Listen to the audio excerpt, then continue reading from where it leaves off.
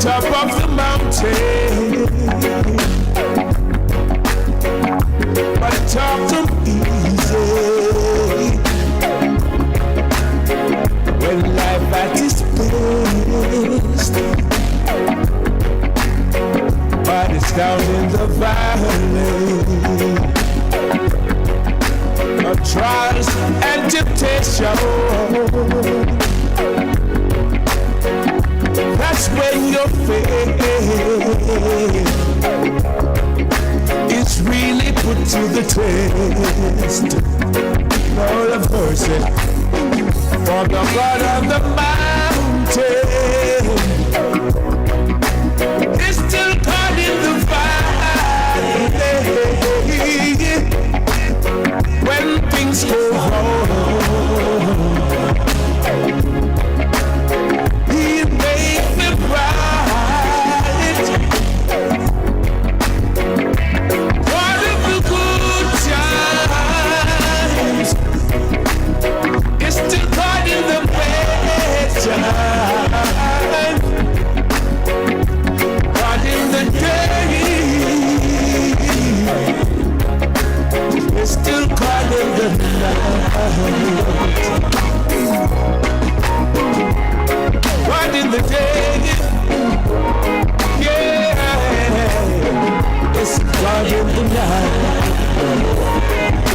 Lord of mercy, everything goes wrong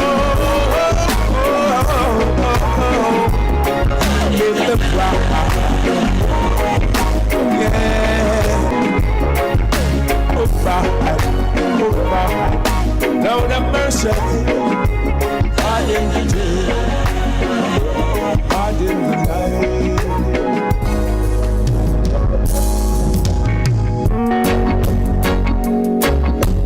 Oh, let that love be. Oh, to Jesus, I surrender all to Him. I freely give.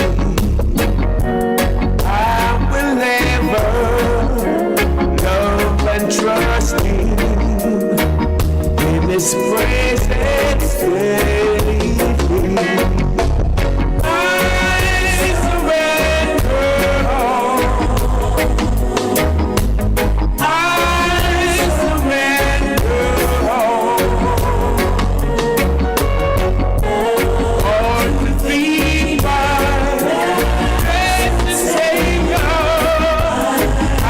surrender all.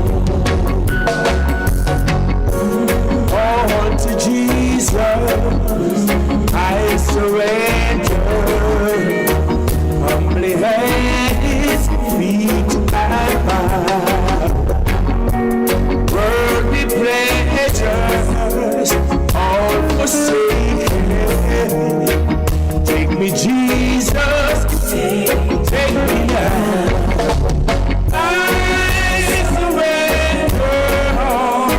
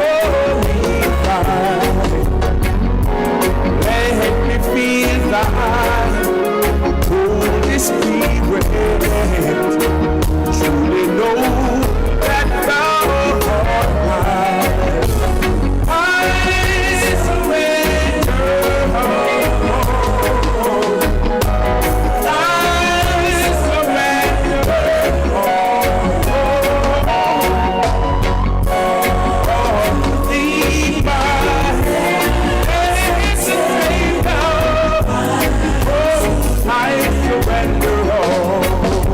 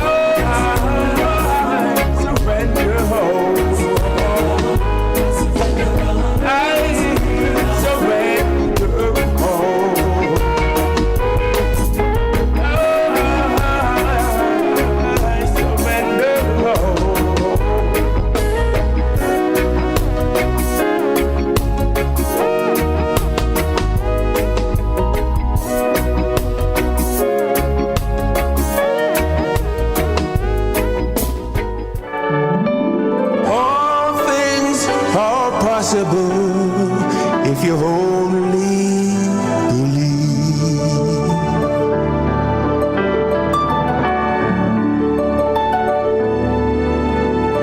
Sitting at home all alone, wondering what tomorrow may bring. He of little faith, dig deeper within. Healing the sick, he raised the dead, he walked on the sea.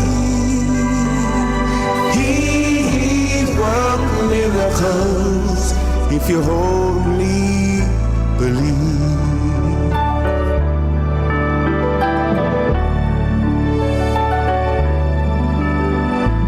Only believe, only believe. All things are possible if you only believe. Only believe, only believe. All things are possible if you only believe.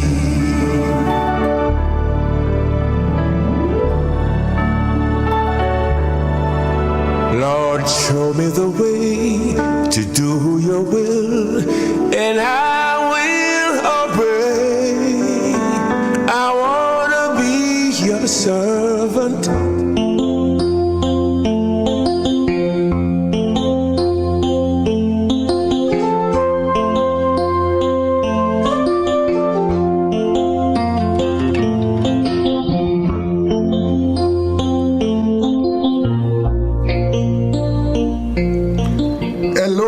Hello, good afternoon, all my listeners and viewers. Welcome to Rebel Radio.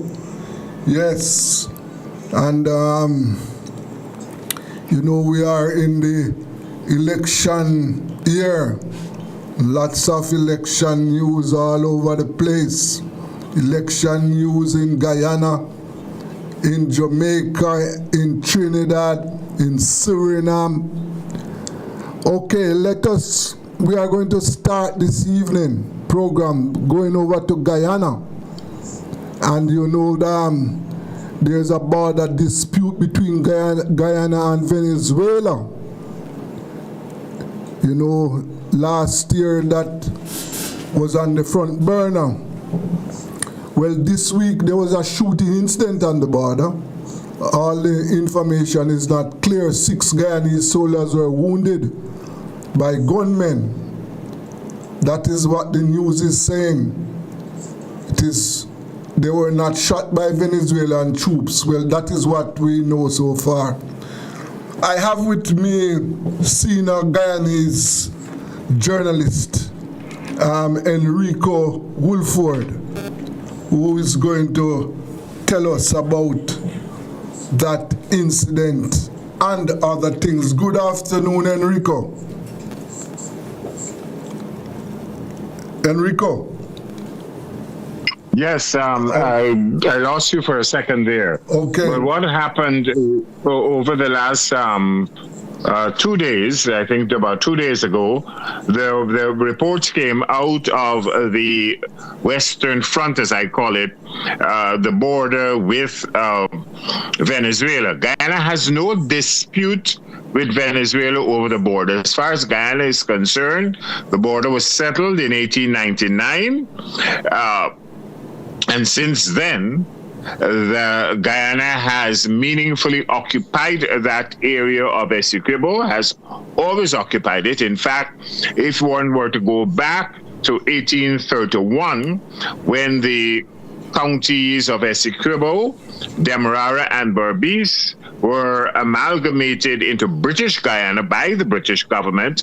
Essequibo was once Dutch, Demerara was British, and Berbice was also Dutch. Yes. So when the three of them came together, then it became British Guyana. It will be 200 years and 6 years from now that you have British Guyana. So Guyana does not have a border dispute.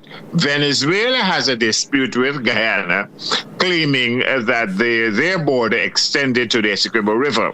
What happened on 2 days ago was that a gang that has been called the Sindicatos from Venezuela attacked Guyana's army personnel who are there to defend Guyana's border, the 1899 border, and the GDF officers and ranks were shot at by the Venezuelans. Yes. Now, the Guyana government reacted very strongly. It called in the Venezuelan ambassador, summoned the Venezuelan ambassador to get an explanation of the security in the area.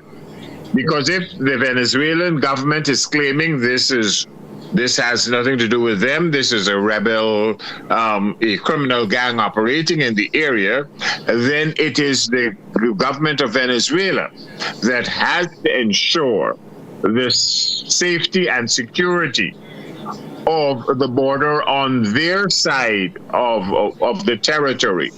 Guyana secures its border on its side, and therefore the troops are at Iterengbang. They were traveling between. They patrolled the area between Iterengbang and a place called Macapa, and it is in that vicinity that the incident happened.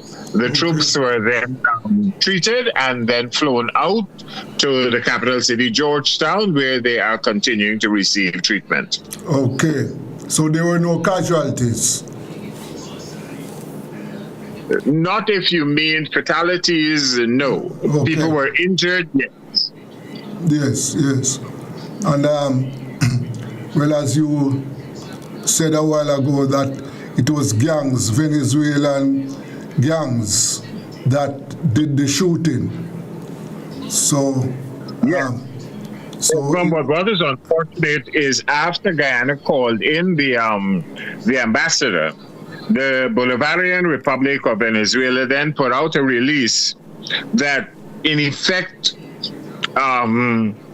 was propagandizing, making a propaganda out of the incident, saying that the Guyanese government was in a disputed territory, and the people were engaged in illegal actions and what have you. Yes. And then they claimed part of the United States U.S. Southern Command in collaboration with the Guyana government. As far as I know, as practicing as a journalist in Guyana over the years, Venezuela has always played that propaganda position rather than deal with the truth of the matter. And the truth of the matter is the border was settled in 1899. Yes. Guyana has meaningfully occupied that area, and it is not insignificant. On the 59th anniversary of the Geneva Agreement between the two countries, which was around the same time as Guyana became an independent country, that Venezuela uses this incident, if you want to call it that, to further their position that they have control over that area. Guyana's always controlled that area for the last 200 years as a British colony that later became an independent country, and the Dutch control that area prior to that. So there is no, and I think I've said it on this program, there is no Spanish, Hispanic, Latin connection to that area for the last 400 or 500 years. Okay. It's as simple as that. Yes. And we know that there is a ruling. Guyana is awaiting a ruling from the International Court that was sent to them last year. We know that they're awaiting that ruling. Yes, Guyana is awaiting that ruling, but the Venezuelans have always pointed to the Geneva Agreement of 1966, and they're claiming that Geneva Agreement gives them the ability to have direct negotiations with Guyana. The Geneva Agreement does not do that at all. Yes. In fact, if I were to read but I don't want to bore your audience with that. If I were to read the Geneva Agreement, just as a journalist giving you information, the Geneva Agreement does not do that. And the Argyle Declaration or agreement that they had from December 2 years ago, that was intended to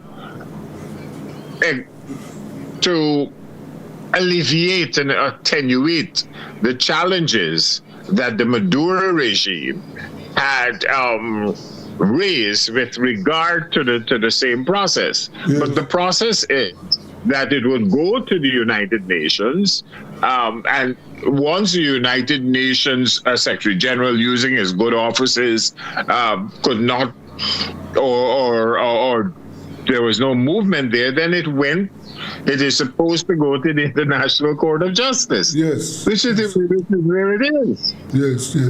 And we also observe... it shouldn't be a bone of contention in that regard. We also observed that the President Maduro, I think it was last year, if my memory serves me right, that he had declared some set up a governor for Essequibo.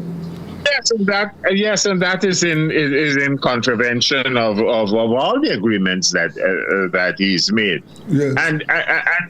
And you see, in terms of international relations, and I study that at university. Sometimes leaders take cues from others. You just can't get up and establish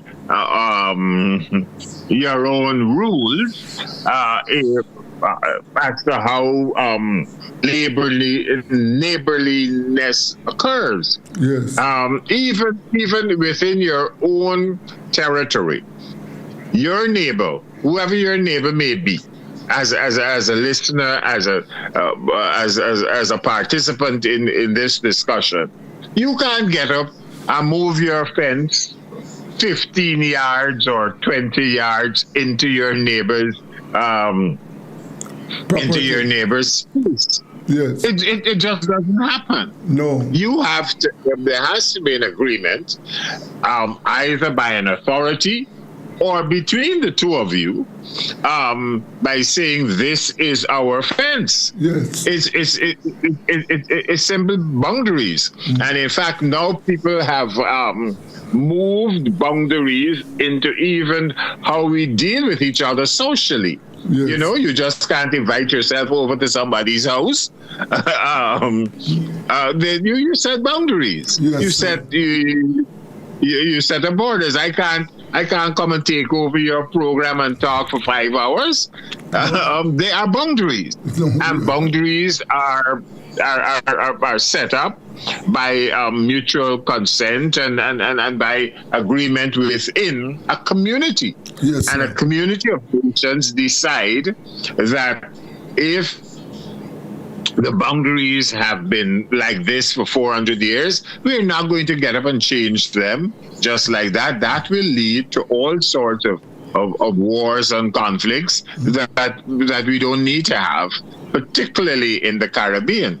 And we've seen the challenges with boundaries in the rest of the world, particularly in the Middle East now, and in Ukraine, yes, and some parts of Africa. Yes, of course. By the way, there is any border conflict between Guyana and Suriname?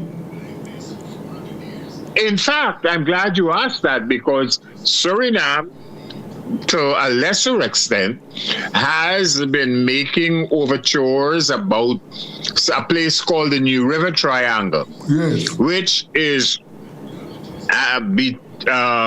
close to the equator, on the what would be the eastern side of Guyana. On the eastern front, as I like to say it, and that part is a triangle that where the rivers diverge into and create a triangular area.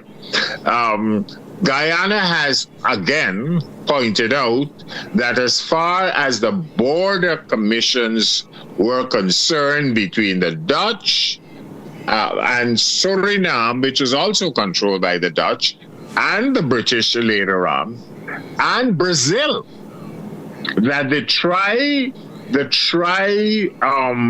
border marker, meaning Brazil, Suriname, and Guyana, that tri-border marker is defined clearly, and Guyana controls the New River Triangle.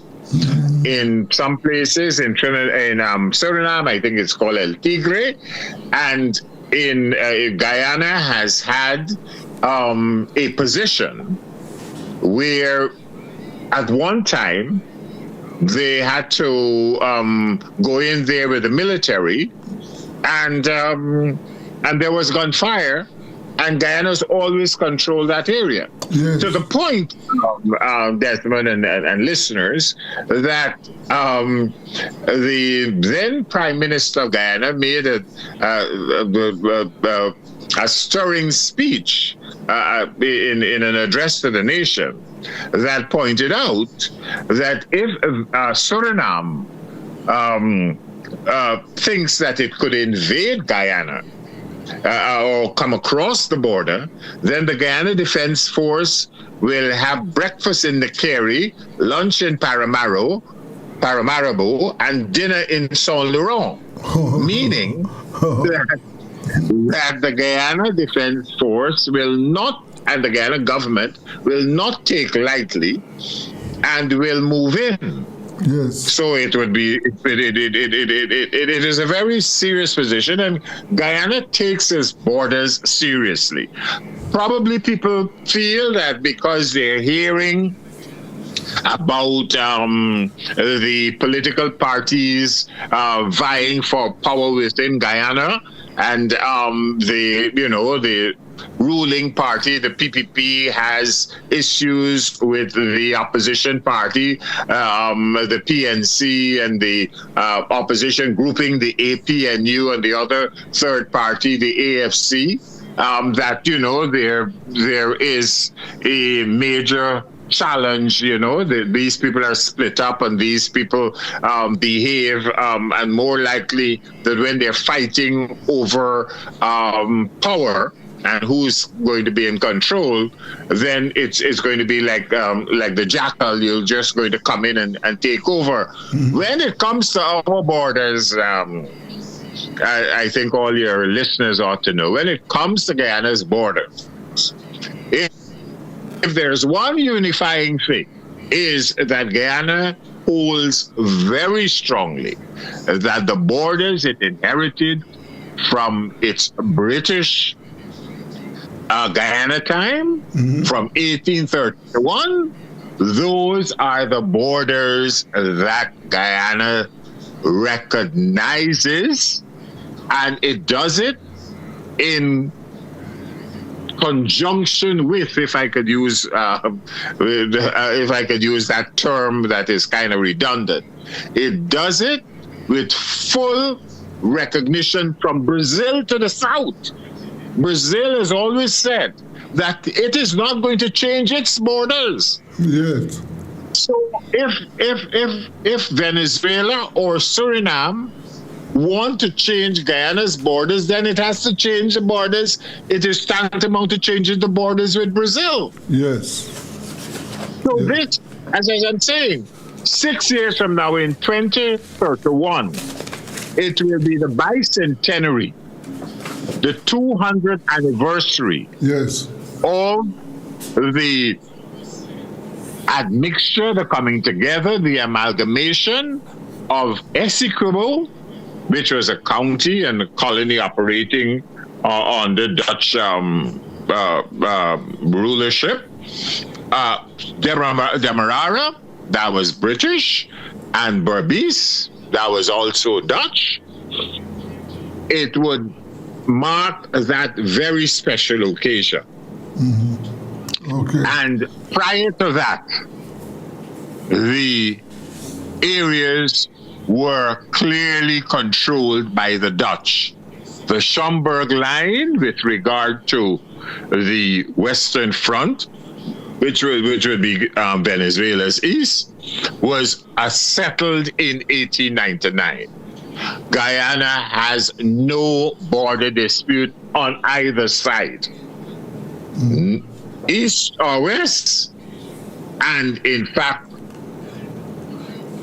to the south either. Brazil doesn't have a border issue with Guyana. Yes. Suriname and Venezuela are the countries that are making a fuss about it. Okay. But Guyana is united.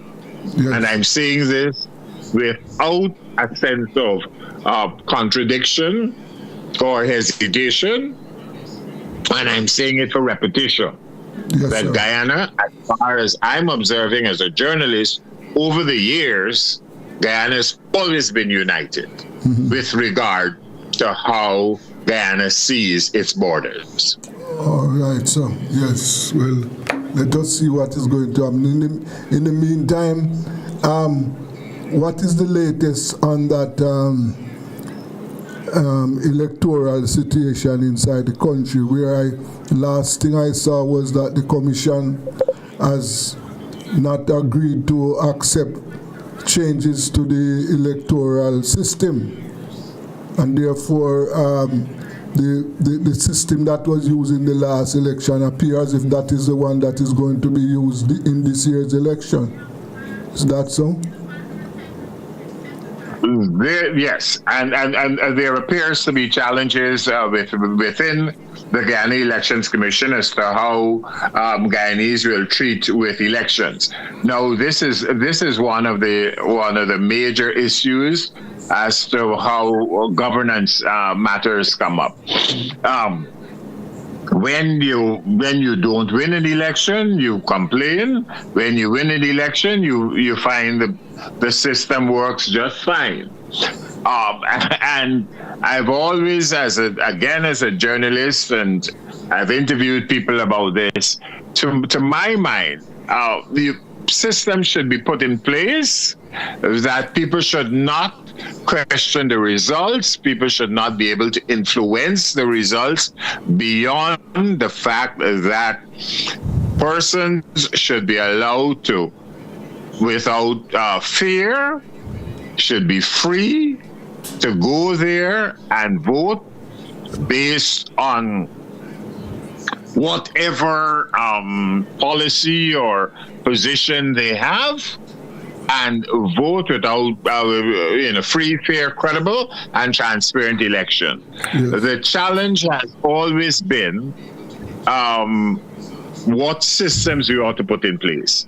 And the opposition parties are calling for biometrics, which means that you use a system that allows you to have a fingerprint or some other part of, the retina scan, whatever. But they want something that will add an assurance to the process. The ruling party, the government, appears not to be in agreement now with it. But the same party also had called for a biometrics several years ago. Mm-hmm. But I always say sometimes the way politics operates is like people who are trying to get into a bus that is filling up, when you're outside the bus, you see space. When you're inside the bus, you don't want to go down. You know, Yes. you don't want to make space for anybody else. And I think that is the challenge in terms of election. But I'm hoping that for the country to continue on its path of growth and development, that the people are satisfied that the process would be free, fair, transparent, and credible. Yes, sir. Let us hope. Let us hope that that is done. And I know that there are reports that the government is facilitating migrants, other nationals to come into the country, Venezuelans and other nationals. And it is feared, or it is argued, that what they are doing is trying to build up the voters list, to increase the numbers on the voters list. So let us see how that is going to work. For example, Venezuelans are coming into the country now, and it is feared that they are going to be added to the voters list. Is that so? Yes, and that is why the opposition spokesperson for Foreign Affairs, a member of Parliament, Amanzo Walton Desir, who is also an attorney at law, has made the point that Guyana should have a migration policy, and that migration policy should inform how the process and what procedures ought to be used to make sure that Guyana has the migrants in a way that one can monitor, one could know who are in the country, and how those persons will eventually end up on any national list with regard to benefits, with regard to voting or what have you. It can't be done in a manner that will allow for a bloated list or persons who are not qualified to vote in an election. Okay. And therefore it is important for Guyana to have a proper migration policy or immigration policy. Okay. Well, we will have to leave it there, Enrico, for today.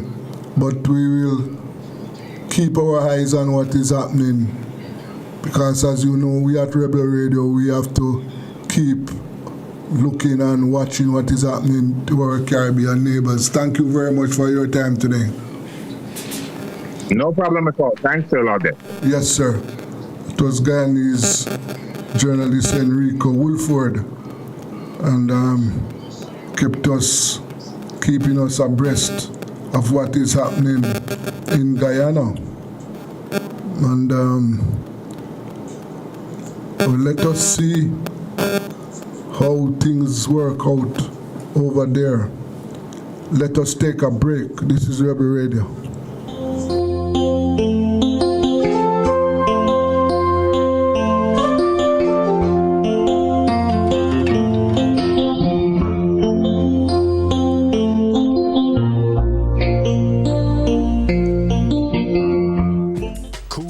Service stations are the fastest, coolest service stations around. Drive through and buy your phone cards from Cool Biz. Yes, it's easy. No paper, no pin. From the fastest, coolest service stations. Quality fuels, lubricants, and refreshments at the lowest prices. The cleanest restrooms and the smoothest service to make your drive even cooler. From the fastest, coolest service stations, get cool service and cool stuff fast at Cool Oasis service stations island-wide. When me drink come pleaser, never gonna teaser. Bang bang. You don't know so rubber dub elk tonic wine, the finest wine. So all of the man them wanna tune into the wine here, you know. You say if you don't want to go long and strong, you just tune into rubber dub How safe are the canned foods in your kitchen? Canned goods are convenient and long-lasting, but are you storing and using them the right way? This Friday on the Big Bite Food Safety Show, we're talking all about the good, the bad, and the bulging. Are your canned foods safe? We'll share simple tips for checking your cans, avoiding common mistakes, and making the healthiest choices for you and your family. From dented cans to expiration dates, we've got you covered. Tune in at 4:30 p.m. for expert advice and fun food facts you won't want to miss. The Big Bite Food Safety Show, where smarter eating starts with safer choices. It's Tools, Hardware and Supplies anniversary! And we're saying thank you to all our valued customers. With incredible savings all of February. On bathroom fixtures, kitchen and living room. But there's lots more. Massive discounts on all products throughout the store. Porcelain tiles, doors, windows, paints. Plus unbeatable prices on top quality new arrivals. Shop now, don't wait. So come visit us at 279 Spanish Town Road, 4 South Camp Road, 8 Red Hills Road. Or online at toolsja.com. Tools! Lion King of Hard Heels. Make your pockets skyrocket with Mayberry's Tranche 3 public bond offer. Invest from as little as $20,000 and earn 10.25% interest per annum. Take charge of your financial future and invest with confidence, knowing that your money is bound to return. Use your returns to accomplish financial goals, pay personal expenses, and invest even further. Visit bondberryja.com to view the prospectus and to learn more, or contact your investment advisor today. It's time to make your pockets skyrocket with Mayberry.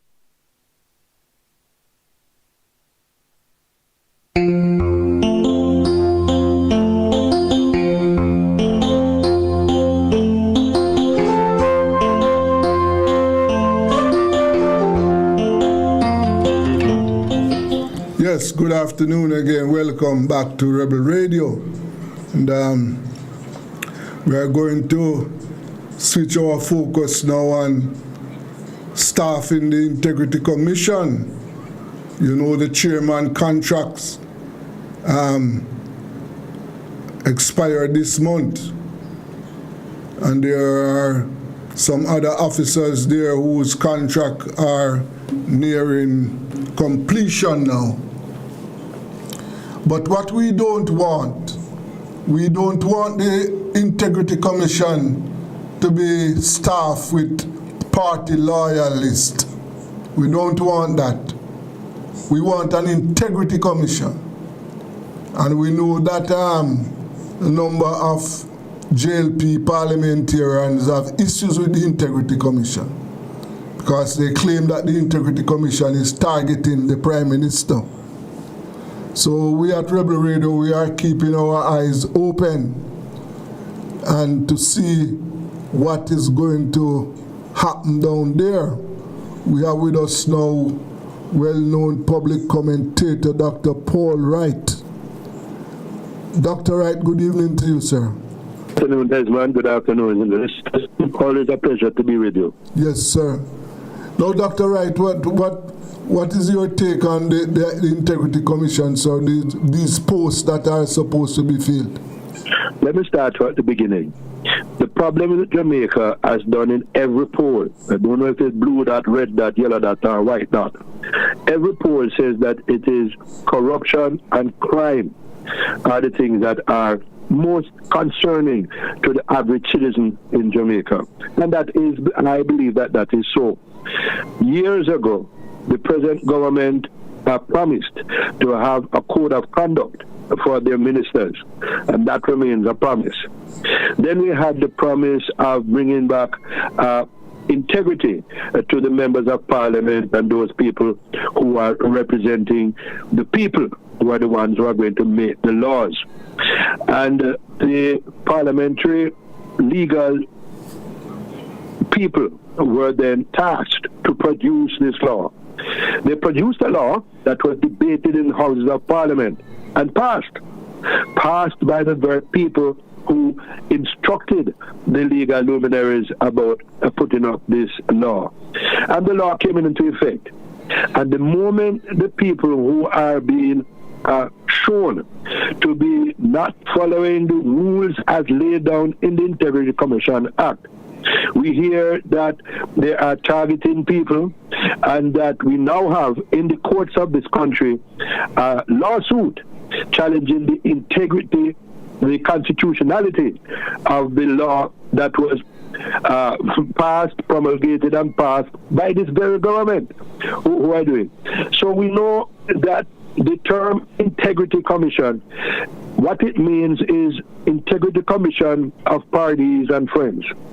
Since this announcement of the chairman and some of the people who are on the board and commissioners coming to an end, I, in my own little small corner, spoke to 3 different prominent Jamaicans. Granted, they were in their 5th and 6th decade, and this is the total sum of their argument. No, sir. Doc, not me. I can't have this sort of thing going on at this stage of my life. Plus, whoever is appointed is going to be seen as painted in a particular color. And that won't happen to me ever in life. There's an argument now to have the Governor General use his, should I say the word integrity, or use his mandate to appoint people to the Integrity Commission that may be different from what the parliamentary opposition leader and the Prime Minister have recommended to him. People who, in his opinion, are not tainted by party loyalty or can be even framed to be of one particular stripe or the other. But this is my 70th year in Jamaica, Desmond. That won't happen. You know that won't happen. And therefore, all we can do is hope and pray that whoever is appointed understands the seriousness of their job, which I think everybody does, but most importantly, know that it is going to come with bricks and stones if you ever call a man corrupt and him is not on the side of the government. Well, boy, it is unfortunate though, Doc, because... It's very unfortunate. Yes. How can we continue like that? No. You see, one of the things, Desmond, is that we yearn independence. And we talk about we are our own masters. We are our own masters. But every time these things come up, you hear people in government talk about them don't trust our own people. Yes. They need white people who you need a visa to go and talk to in order to judge if we are doing the right thing or not. Yes. So there is an inner feeling that nobody in Jamaica has the integrity to do these things. And that is what my problem is. I'm one of those who believe that when you look at our national heroes, I'm going to keep coming back to that, When you look at our national heroes, there were some prominent Jamaicans, Paul Bogle, Sam Shaw, Marcus Garvey. These were men who born and bred here, who came through the system. But their integrity and their determination to do what is right for the majority proved to be unquestioned, and we have them as national heroes. So Desmond, I know that there are people here who can do the job. I know that the people who make those decisions know the people who can do the job. But what is going to be expected is that when we appoint so I don't look a problem now. See what you can do for me. Yes. And that is what we have to get away from. Yes, because what this Integrity Commission is faced with is just because it has found that the politicians are wanting and decide to bring them to book. There's no other reason. There are no other reason. None. If they did not call the politicians, everything would be all right. Man, I tell you, lock him up and fling with the key. Oh, the man that been doing key for a long time, Oh. But the politicians want a little lapdog organization. Yeah. And the Integrity Commission can't be like that. We observe that the Transparent International, that they have not shifted their the score that Jamaica had last year. They maintained that score, so we are still in the corruption bracket. And we have fallen when we compare to other Caribbean nations. Yes, we have. So we are in a position right now that we want the government to appoint men and women of integrity. That is what we want. And yet, no, Desmond, let me point out now something that bothers me. How can we, the people, get the people in charge to do what we want? I keep remembering the gas strike several years ago. Who remembers the gas strike several years ago? Okay? There was widespread national condemnation, right? You know what happened after 4 or 5 days of gas strike? That tax disappeared like that. And that to me was an eye-opener. If we just unite and say to the powers that be, you could pass law till you're foolish, that law is not going to make any sense because we the people say no, and we are not in the minority. We are not of a green stripe or orange stripe. We say no.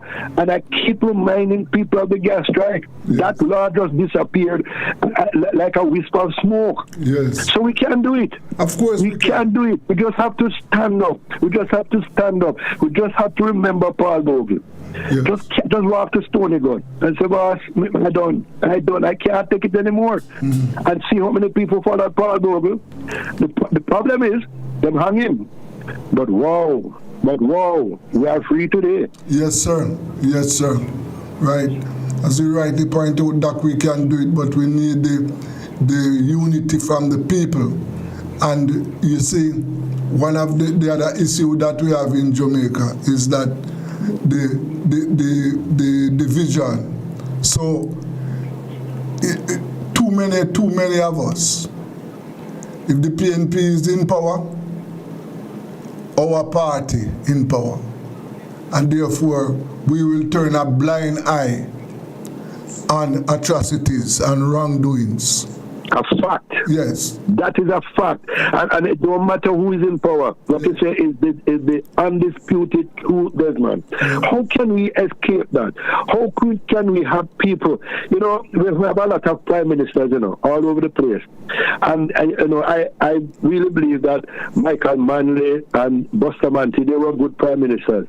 But I remember it was in my time, he was a student, while I was a student, a man named Bruce Golding. Yes. Bruce Golding had so much promise until the Dudus affair. Yes. If you go through some things that Bruce had brought to the parliament and got passed, I tell you what, when that man talk about the thing don't start at the American embassy, at the British, the American embassy, that's not where it start.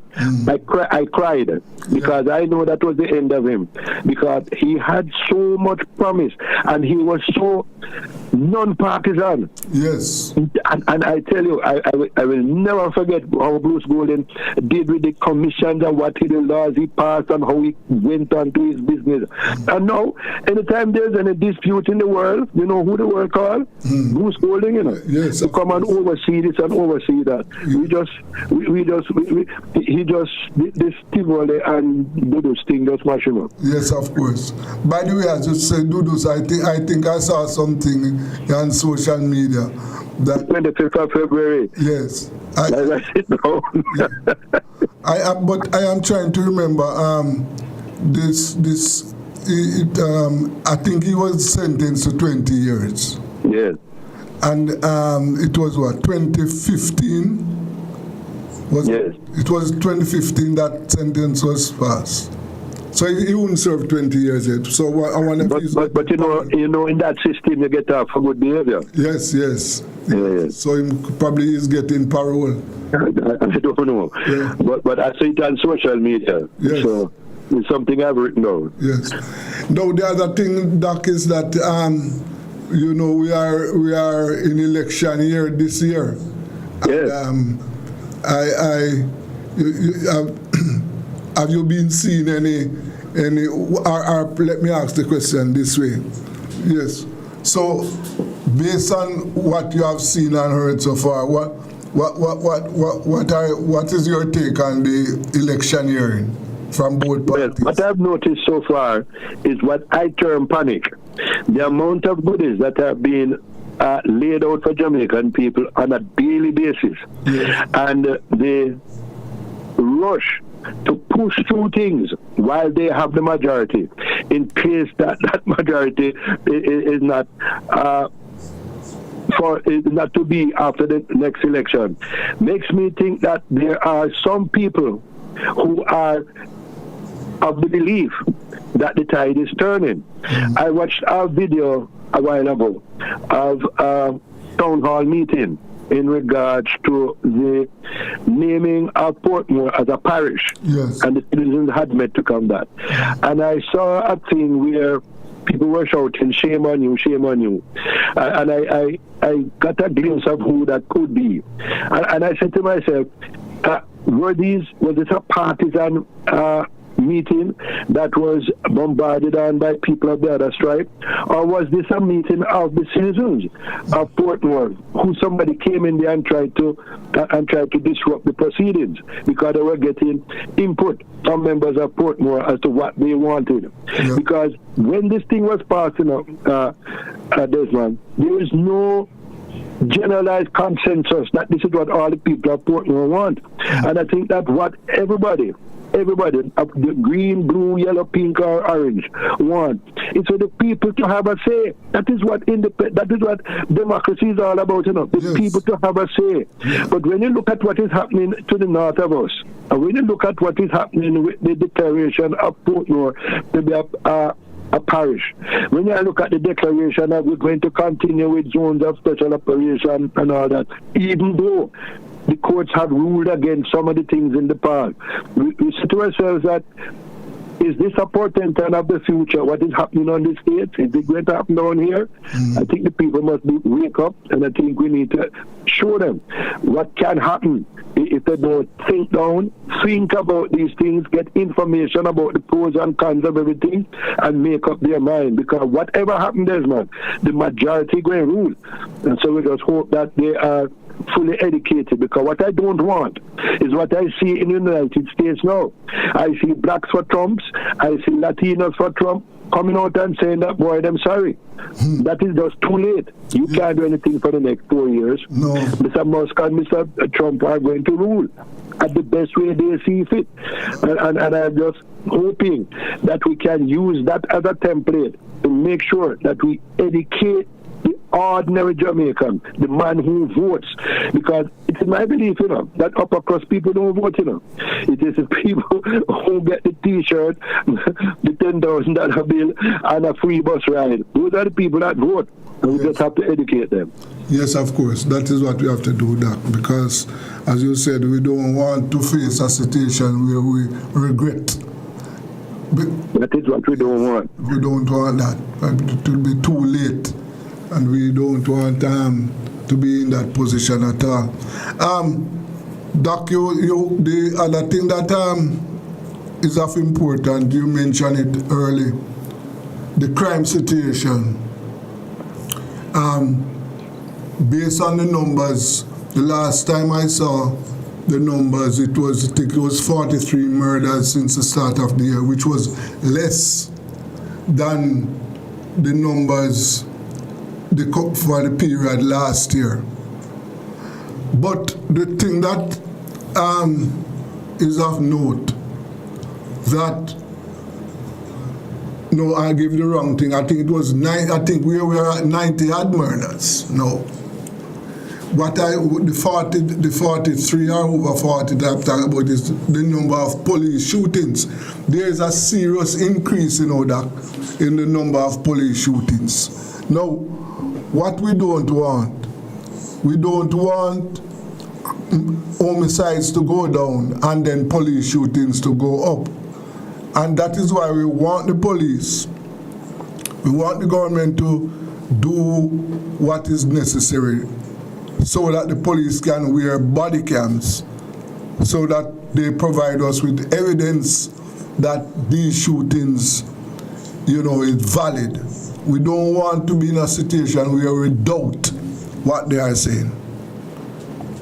And unfortunately, Desmond, that is a daily occurrence. You see the people on the street saying, you know, I murdered him. Him just come from outside. He was eating him lunch when them same pull a gun on them. And one of the things that I remember, a quote from my days in school, was you can't stop murder with murder. That don't work. You have to find a way to educate, and I think education is the key. But if you have your soldiers and police running wild, I call it wild with inverted commas, and they are being, I wouldn't say had their hands upheld, but there's no possibility of sanction against them from the minister or the commissioner. It's only Indocom that is trying its best to do what it can. But Indocom needs information, and they're getting very little information from people who fear their life. Yes. And that is a reality that we have to look forward to. The training is what I am now looking at, because I remember years ago, I think it's 2 or so years ago, when I'm going to work, I'm going down by the National Library and Tom Redcom. I used to see young men lining up behind the fence there, and when I made inquiries, I was told that they were being trained. These were people, inner city people, or people who were being recruited to be trained by the army and to see what they could become of, which I thought was a good idea. Now I'm hearing that some of these people with the training are moving into jobs in the cadet force or in the security companies. And these people are now trained in the use of firearms. They get firearms, but they don't have the quality to assess a situation, make a decision, and to use restraint as much as possible. I was just commenting on a story that came out in today's Gleaner, where a trained soldier had a dispute with his girlfriend, and his girlfriend threw implements at him, and she accidentally got shot in his hospital. Now, I don't know if that is how you de-escalate an event with a loved one, or one who you used to love but don't love her more. I can't see. My father was a policeman, and he used to tell me this: you can't, anytime you pull that firearm, it has to be fired. You can't pull a firearm to frighten somebody or hit somebody with it. That means that you are confident that you are going to go. And you know, if you are in a dispute with your girlfriend, what is a gun doing in your hand? You say accidentally shoot this person in hospital. The training, I am very concerned about the training that they are getting. I am concerned about the amount of young men that I saw being trained over at Up Park Camp a couple of years ago. I wonder, where is that cohort of people now? Are these our new soldiers? Are these the ones when I was at school and we're moving from cadet to go and join the force? Every Wilmerian that I knew that went to join the force went to Sandhurst and got exceptional training and came back and represented not only the army but Jamaica to the best of their ability. And I'm wondering if we need some kind of training like Sandhurst or what, but something is wrong whereby a policeman has stopped a taximan for an argument and take out him, gonna unbox him. I don't understand those things. Yes. Those things to me prove that you are not of the temperament who should have a firearm by your side. Yes. And we need that type of training in our men to use restraint. And if it come out, if you have unholstered your firearm, you don't shoot to kill. But dead man tells no tales. And if you don't have a body cam, as you had mentioned earlier, who's going to disbelieve the soldier or the police when they make a statement? Right. Because we have to trust people, you know. We have to trust people. Yes, yes. These are the people that are going to save us when we are in trouble. Yes. So we can now develop a sense of distrust of anything that a soldier or policeman says. So we have to trust them. All we are asking for is use the body cam. We have them. Yes. We have them. First I hear that the uniform can't fit it. Then I hear that the uniform fit but it's too hot. Then I hear that it keep dropping off your shirt when you put it on.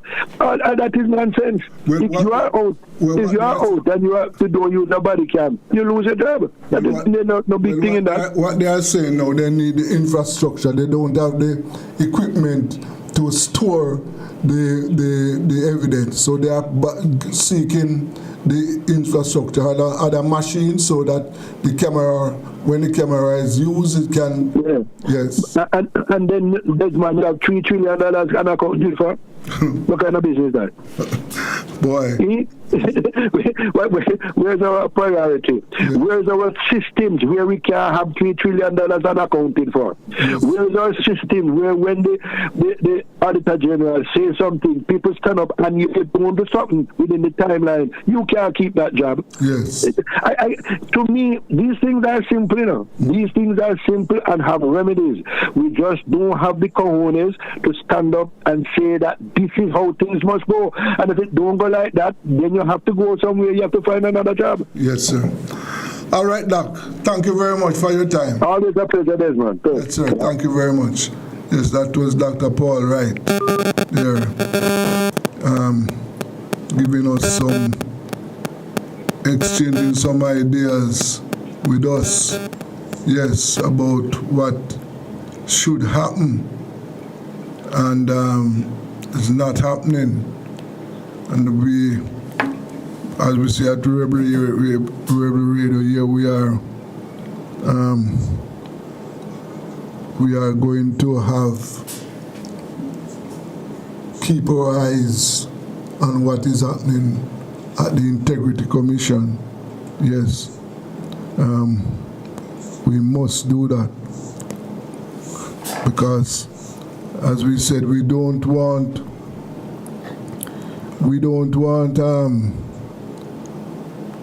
the Integrity Commission to be staffed by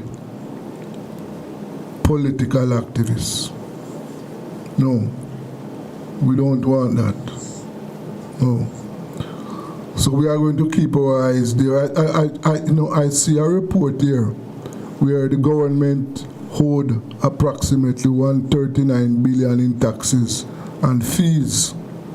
Yes, approximately $139.3 billion is owed to the government through outstanding taxes and the associated penalties, interest, and surcharges. The Ministry of Finance has disclosed, yes, 42% of the arrears are older than 7 years. That is interesting. Yes. These are things that we have to follow up and see how they are affecting us. The other thing that egg prices, which that egg production is expected to drop 25% over the first half of this year. I'm today on food security. I must try and get the president of the egg,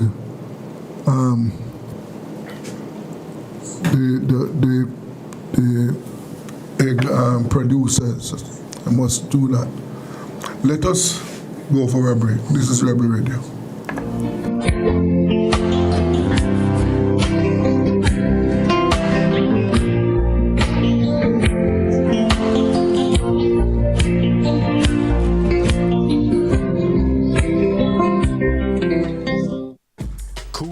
Service stations are the fastest, coolest service stations around. Drive through and buy your phone cards from Cool Biz. Yes, it's easy. No paper, no pin. From the fastest, coolest service stations.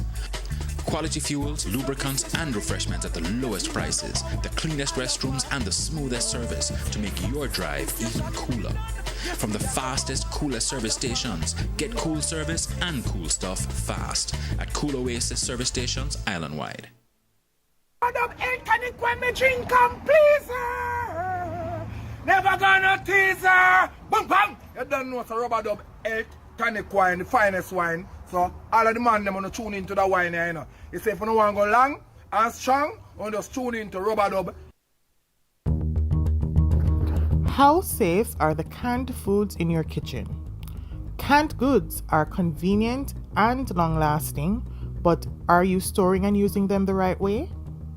This Friday on the Big Bite Food Safety Show, we're talking all about the good, the bad, and the bulging.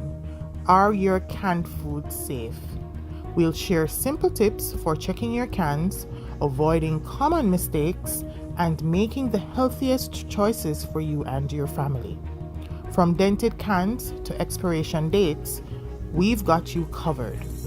Tune in at 4:30 p.m. for expert advice and fun food facts you won't want to miss. The Big Bite Food Safety Show, where smarter eating starts with safer choices.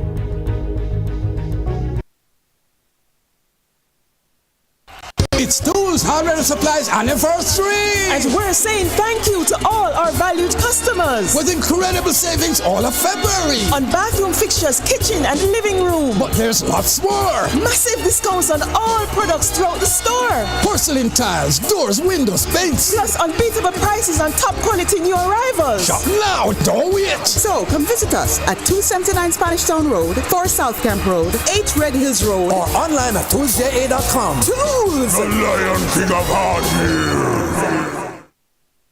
Make your pockets skyrocket with Mayberry's Tranche 3 public bond offer. Invest from as little as $20,000 and earn 10.25% interest per annum. Take charge of your financial future and invest with confidence, knowing that your money is bound to return. Use your returns to accomplish financial goals, pay personal expenses, and invest even further. Visit bondberryja.com to view the prospectus and to learn more, or contact your investment advisor today. It's time to make your pockets skyrocket with Mayberry.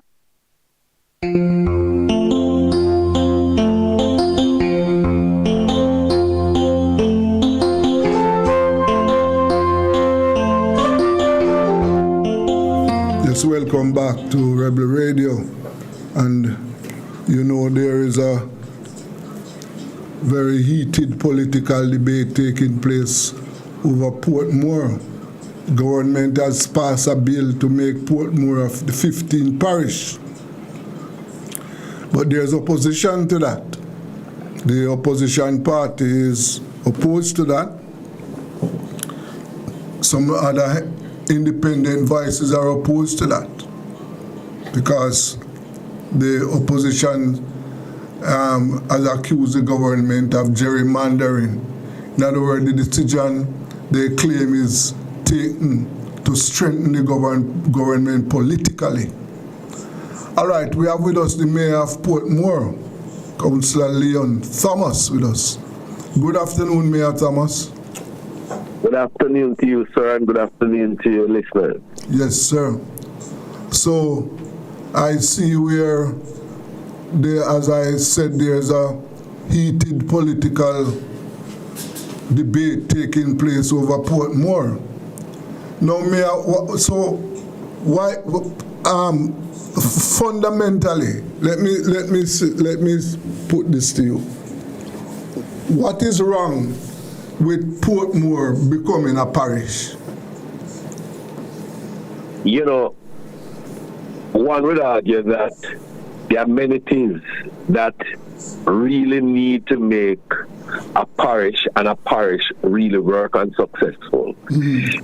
The thing is that those are missing, but that is not only the reasons that the people are objecting to the Portmore City Municipality to change to a parish. Yes.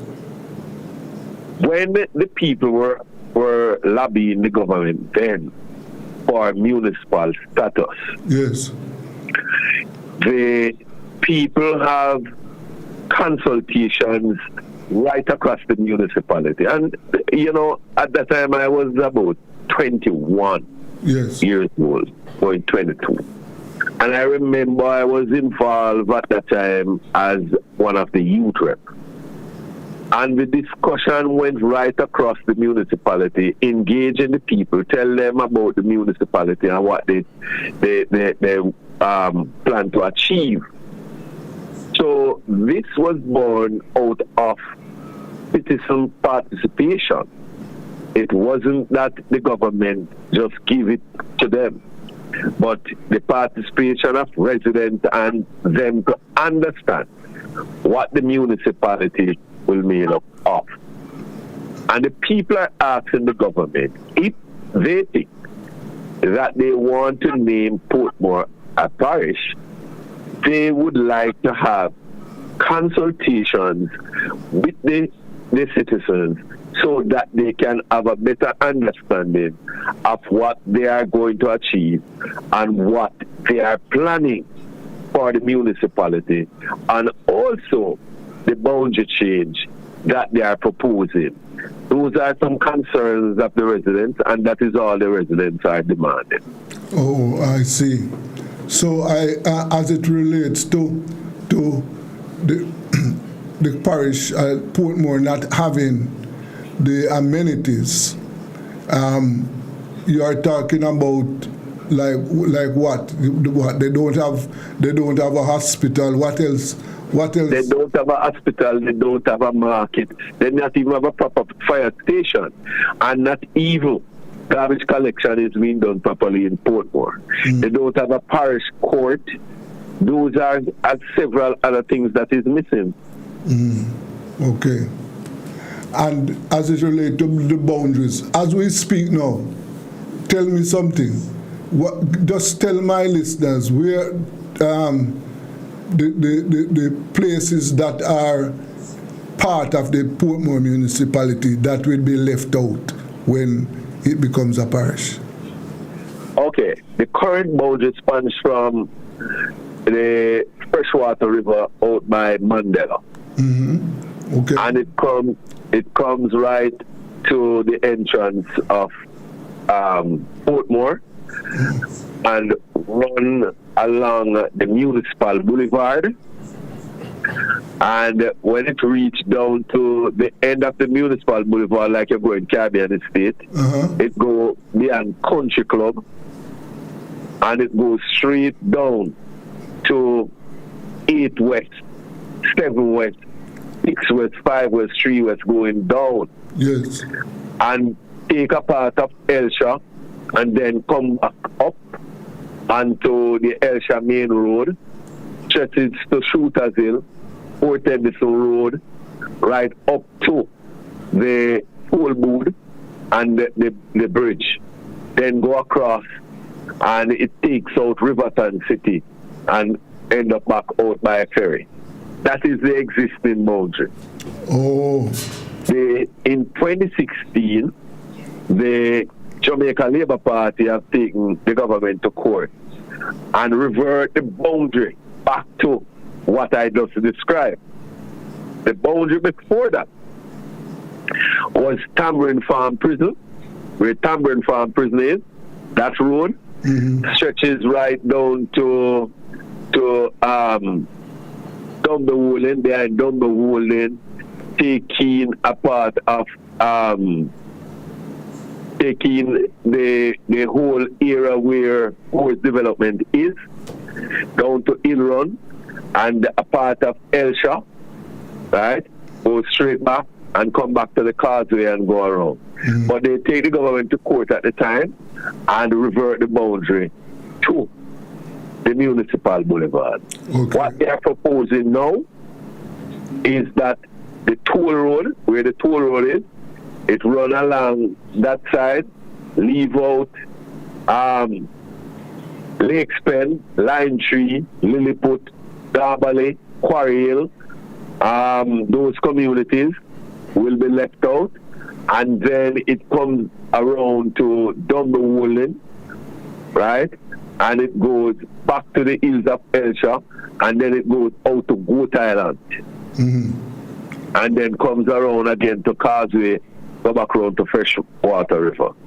Those are the proposed, that I just described is the proposed boundary. Okay.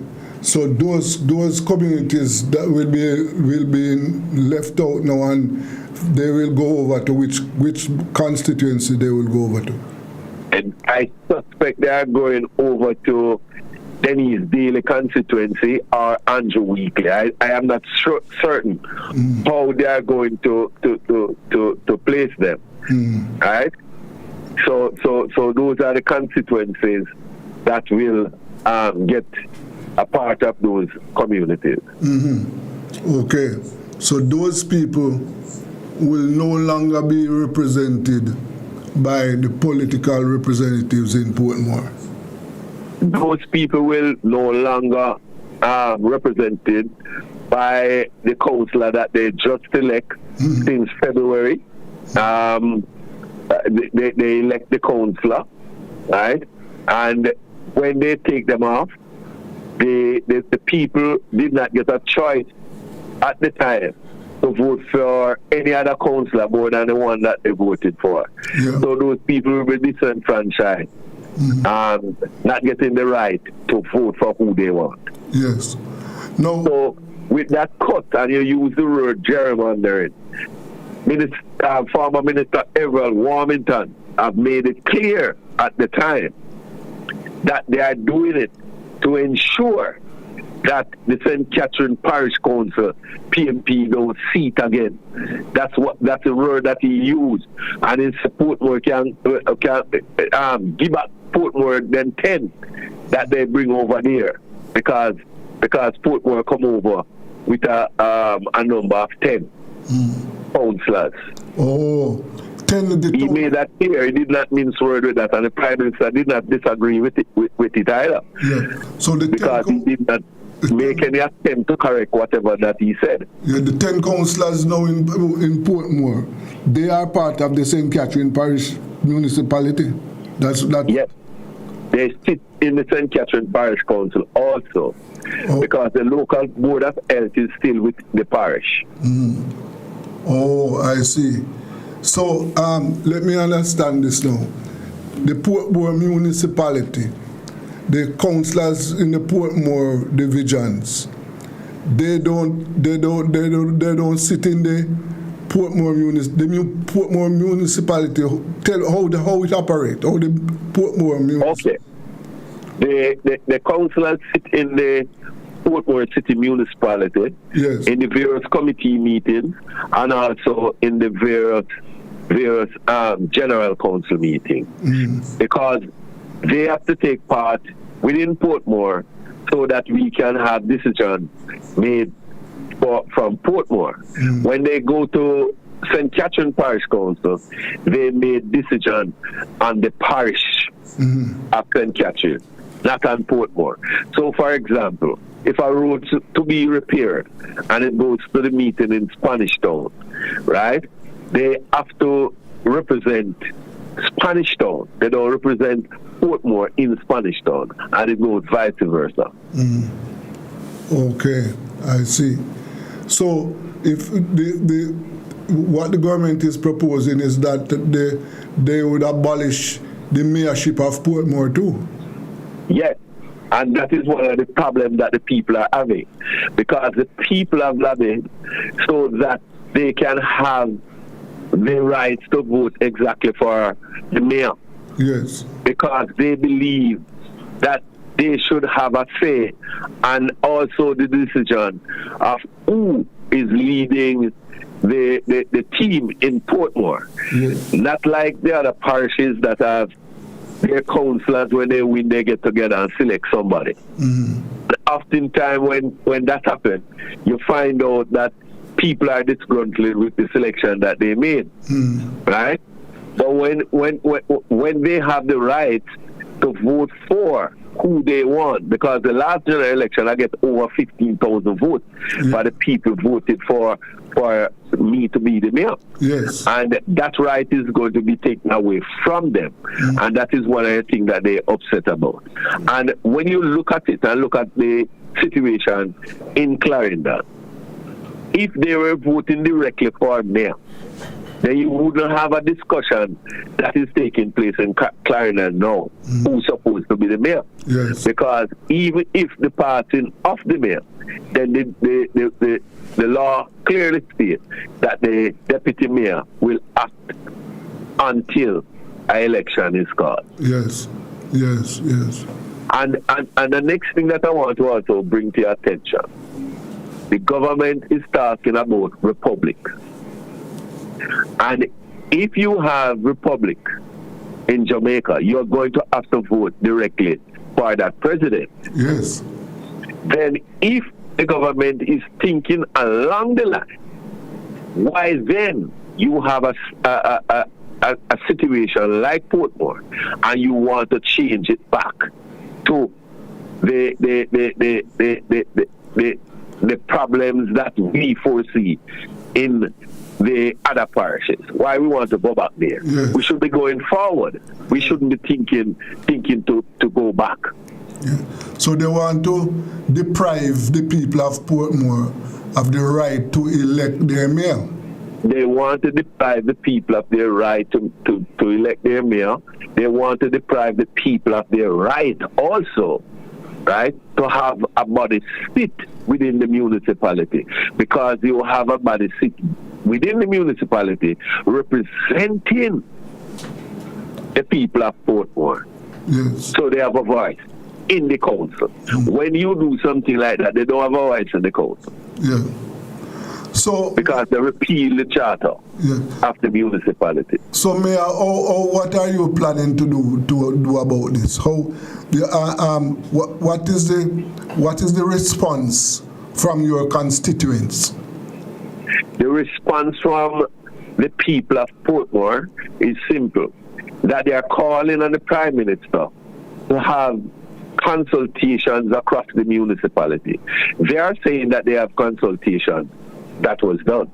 During COVID, they have an online consultation. 28 people was the most people was online because the people of Portmore couldn't get on. Right? And I heard the Member of Parliament Miller and also Member of Parliament Turlang talking about that they have consultation. They did not have no consultation. They did not have any. Okay. And he's talking about going to art and have meetings and all of that. He goes to art to talk about the project, the road project. What do you call it? Spark. Yeah. And reach. That is what they went there to talk about. Okay. And the Prime Minister himself promised the people, right, in January when we have the groundbreaking out by the Resilient Path, he said that he's not going to pass the law at this stage because he don't want it to be political. He want to make certain that the people of Portmore get a chance to have a discussion in the matter. And he go ahead and let it happen in Parliament. Yes. He deceived the people of Portmore. Right. And so, based on what you know, then the people are calling for consultations. The people are calling on the Prime Minister to halt the process and have the consultation done. It is not that they are opposing, say, why it can't be in parish. I understand the government have made a commitment that they are going to name Portmore Parish, right? But naming Portmore, giving Portmore a name, and then take away the people's right. It is not good. Yes. And that's why they are calling on the Prime Minister to have the consultation so that they can have a part in becoming a parish. Yes. Yes, sir. Understood. Mayor, what are some of the issues facing the people of Portmore right now? Right now they have water problem. Water problem? Yes. They are not getting water, regular domestic water. Uh-huh. They have a sewage problem. The lines are very hazy, especially in the Edgewater, Bridgeport, Passageford community. Those communities have a whole community. Yes. And they are having a problem where the lines are being collapsed. They're having a problem with traffic. Because you know that over the years we have a lot of housing development taking place and the infrastructure is not being improved. So, and they have a problem with garbage collection, and they have a problem also with the way how the government is going about doing the road patching exercise. Water, where Portmore gets its water from? From Ryacobry? Some of the water is from Ryacobry, and some of the water also came from the Ocean well. Okay. But you are saying right now they are having issues getting water in their pipes. The community in Bridgeport have been complaining about water locked off, and also some section of the Westchester and Cumberland community. We have received those complaints, and we also advised the National Water Commission about the situation. Yes. And, I can see garbage collection, you say, is another issue there. The garbage is not collected on time. That is the issue? Yes, it is not collected on time. And the schedule that they normally put out to the various communities, they are not turning up. And they give them time. And it causes a lot of garbage to be blowing all over the place and getting also in our drains and gullies in the municipality. Oh, yes. Traffic is what they are. You having traffic jams? We have a whole lot of traffic jams in Portmore, especially the road that spans from Bayside down to Braytown. The road was widened to a 4-lane from Bayside to Nagwed. Yes. And the second phase was supposed to take place from there up to Greater Portmore. The National Work Agency is the agency that's responsible to deal with that. And I get to understand that now they are close to signing a contract for that expansion of the road. The Grange Lane Road is one of the roads that they are working on for a number of years now. Over the time that they prescribe that it will finish, still going. That's another area and a concern for the residents of Portmore. And the long promised flyover bridge leaving Portmore going out to Mandela, that former Minister Everett Warmington have made a pronouncement in Parliament maybe about 4 years ago or more that it is going to happen, yet to happen. So the people are also having traffic congestion.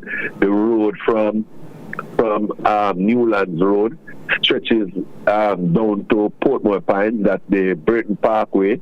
That road should have been a 4-lane road, and the government yet to respond.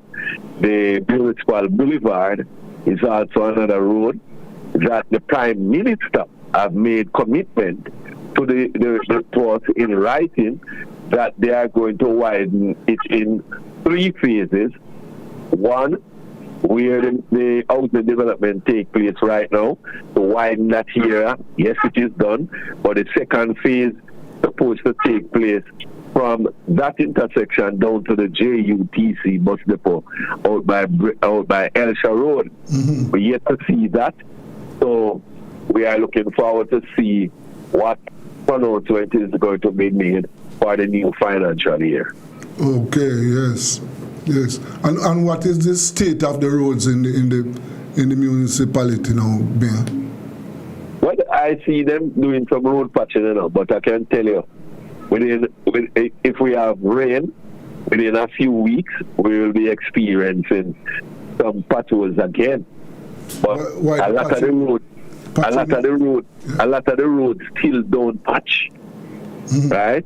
And a lot of the roads are poorly patched because some of the patching take place.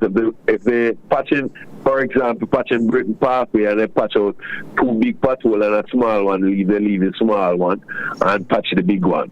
So, I don't see where it makes sense. And I hope that they will return to complete the patching in the right and appropriate way so that the taxpayers can enjoy a smooth road. Yes, sir. I see. Well, Mayor, let us see what is going to happen. I can imagine that the people of Portmore, they are determined that they need some consultation. And as you said, it's not that the people are opposed that Portmore can't be a parish, but they want to be consulted. They don't want to lose their rights, right? They still want to have the authority to elect their mayor. They don't want that to be taken away. Exactly. Right. Exactly. And so, but I can't really understand. Last night I saw some videos being circulated. What happened yesterday? We were having a stakeholders meeting, and we started the meeting, and the meeting was being flowing. And when question was asked, and Minister Turlang supposed to answer the question, yes, the Jamaica Labour Party supporters armed themselves with placards and disrupt the meeting because they feel like the questions that was being asked should not be asked. And the people were asking about the same thing that we just talked about. Yeah. So they came in with the placards and they were chanting shower labor right, shower labor right. So the residents there and also PMP supporters was upset about what was happening there, and the moderator for the evening have called the meeting to a end. So that's what went on inside here. Okay, all right. Well, let us hope that better sense, good sense will prevail, and the people will have their say, and things will be normalized in a democratic way. Thank you very much, Mayor Leon Thomas. Thank you very much for having me, sir. Yes, sir. Thank you. That was Mayor Leon Thomas there of Portmore, telling us, giving us his ideas or his take on what should be done with Portmore, right? So yes, the people, as the mayor said, is that the people want an opportunity to participate in the decision-making process. That is what they want. They don't believe that the way it is being done right now is the right way. So I am urging the authorities to do the right thing, get the people say, let the people have an opportunity to decide on this matter. Don't just do it by yourself.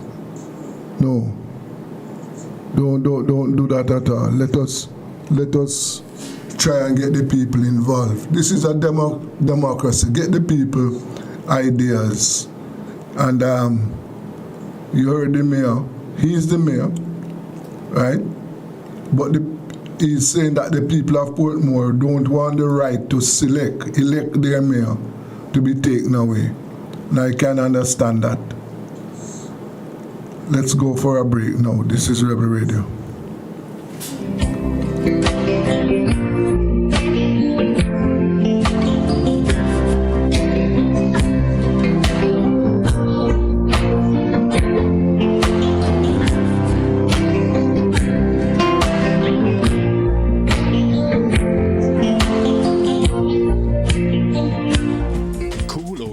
service stations are the fastest, coolest service stations around. Drive through and buy your phone cards from Cool Biz. Yes, it's easy. No paper, no pin. From the fastest, coolest service stations. Quality fuels, lubricants, and refreshments at the lowest prices, the cleanest restrooms, and the smoothest service to make your drive even cooler. From the fastest, coolest service stations, get cool service and cool stuff fast at Cool Oasis service stations island-wide.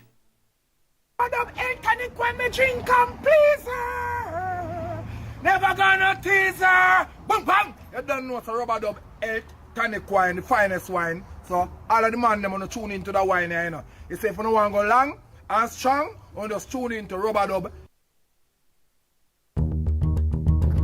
How safe are the canned foods in your kitchen?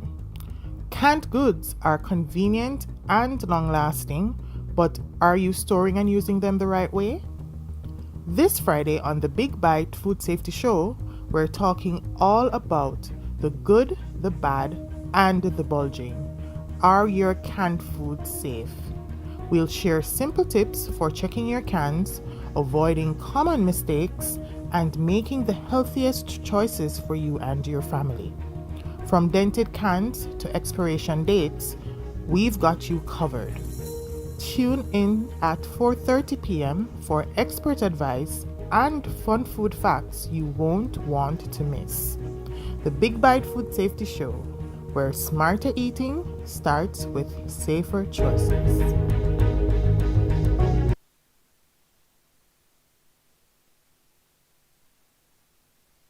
It's Tools, Hardware and Supplies anniversary! And we're saying thank you to all our valued customers. With incredible savings all of February. On bathroom fixtures, kitchen and living room. But there's lots more. Massive discounts on all products throughout the store. Porcelain tiles, doors, windows, paints. Plus unbeatable prices on top quality new arrivals. Shop now, don't wait. So come visit us at 279 Spanish Town Road, 4 South Camp Road, 8 Red Hills Road. Or online at toolsja.com. Tools! The Lion King of Hardware.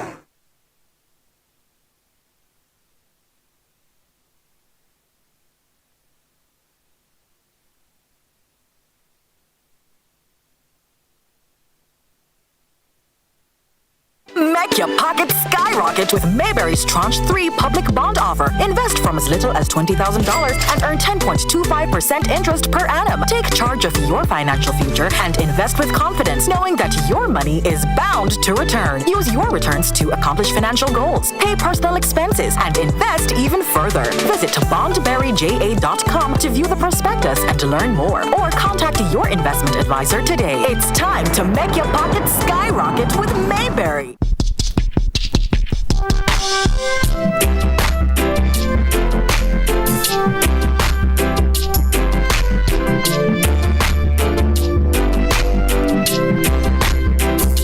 Oh Lord, my God, when I'm in awesome wonder, consider all thy works thy hand on me. I see the stars, I hear the mighty thunder, thy power throughout the universe display.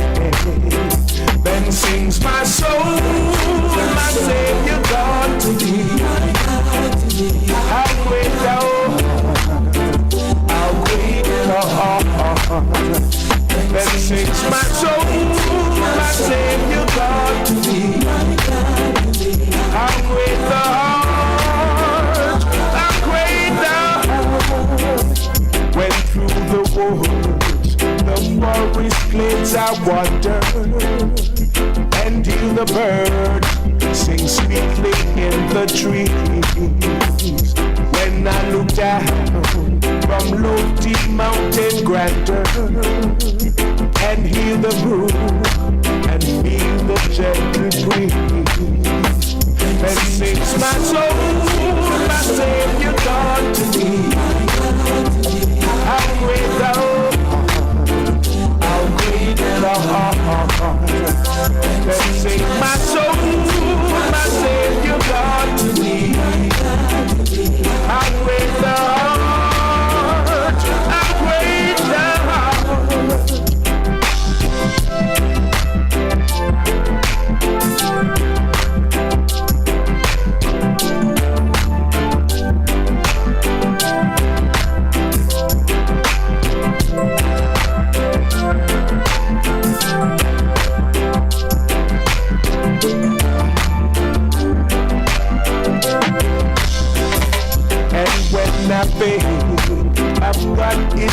not sparing, sent him to die. I scared get taken in. Then on the cross, my burden gladly bearing. He bled and died to take my sins away. Then sings my soul, my Savior God to thee. How great thou art, how great thou art. Then sings my soul, my Savior God to thee. How great thou art, how great thou art. Then sings my soul, my Savior God to thee. How great thou art, how great thou art. That sings my soul, my Savior God to thee. How great thou art, Almighty God, how great thou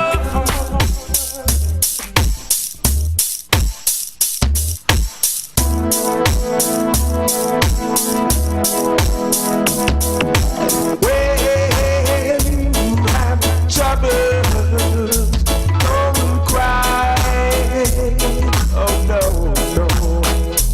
Just remember that God is standing by. Hold on, yeah. When you have heartaches, don't cry. Oh no, just remember that God is standing by. Sometime when your burden is down, just remember God is standing by. Thank you, Lord. So there's no need to cry. Oh, God is standing by.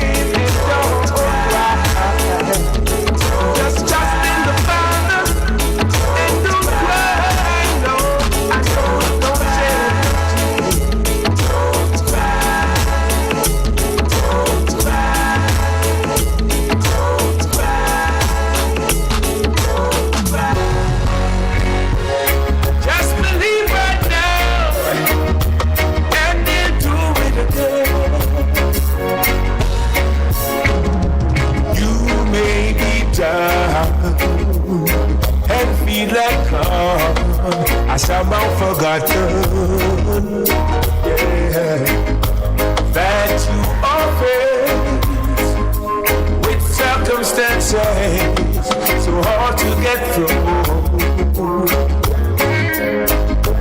Right now it seems there's no way out, and you're going under. Yeah, God's proving time and time again, He'll take care of you, and He'll do it again. He'll do it again. Just take a look where you were now and where you have been. He always come through for you. He's the same now as then. So you may not know how, may not know when, but He'll do it again. God knows the things you're going through. He knows that you're hurting. He sees and knows just how your heart has been broken into. But He is God of the stars, the sand and the seas. He is the one who will take care of you, and He'll do it again. He'll do it again. Just take a look where you are now, where you have been. He always comes through for you. He's the same now as then. So you may not know how, may not know when, but He'll do it again. God knows the things you're going through. He knows that you're hurting. He sees and knows just how your heart has been broken into. But He is God of the stars, the sand and the seas. He is the one who will take care of you, and He'll do it again. He'll do it again. Just take a look where you are now, where you have been. He always comes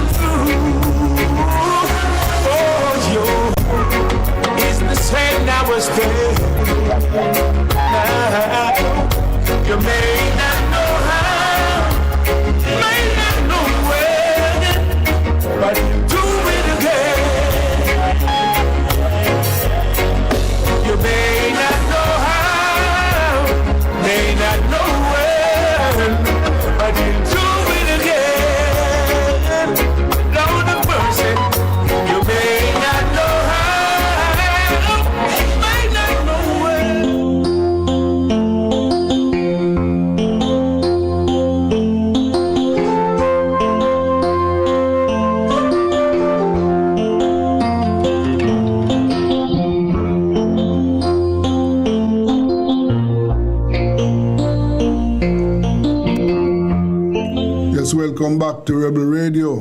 And we have with us now Councillor Maraj. And he's the chairman of the Association of Local Government Officers. And you know that 2 weeks ago they were slated to have their conference and it was halted. So we just want to hear from the chairman, what are the plans? Good afternoon, Mr. Maraj. Good afternoon to you. Yes, and good afternoon to your listeners as well. Yes, sir. So the meeting that was aborted, when will that be rearranged?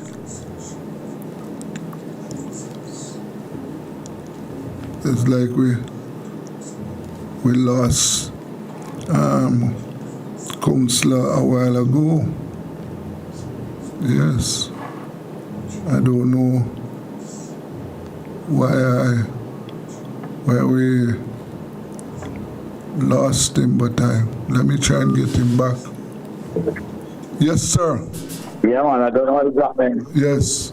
As I was saying that, so the meeting that was halted. Yes, right. Yes. What is... All right, first of all, let me explain to you and your listeners what the organization is about. Yes. There's a feedback though. There's an echo. Yeah, I am hearing you loud and clear. Oh, but I'm hearing myself when I talk. Yeah, I don't know why. Yeah, all right. Anyway. Yeah. Yes, so it's the Association of Local Government Authorities of Jamaica. And it is the body that includes all mayors and councillors in the island. Yes.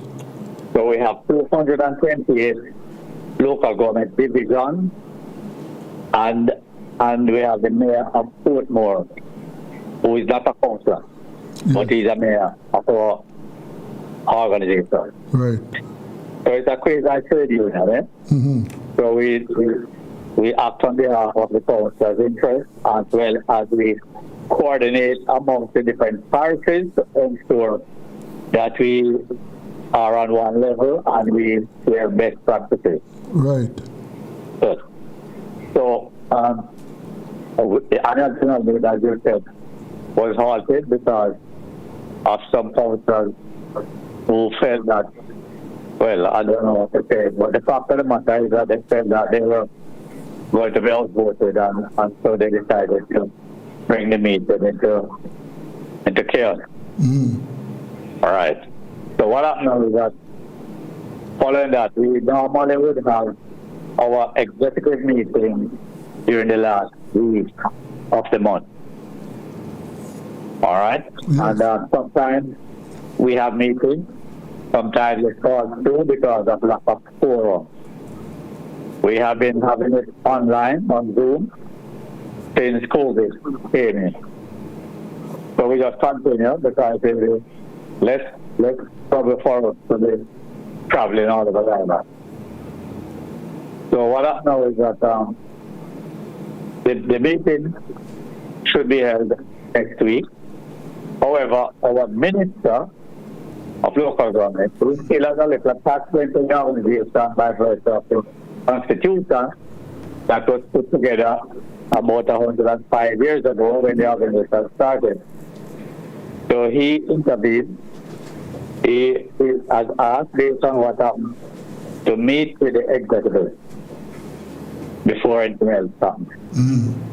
So we're supposed to have met today, but unfortunately something came up and the minister wasn't able to meet with us today again. So he is to give us another day. Yes.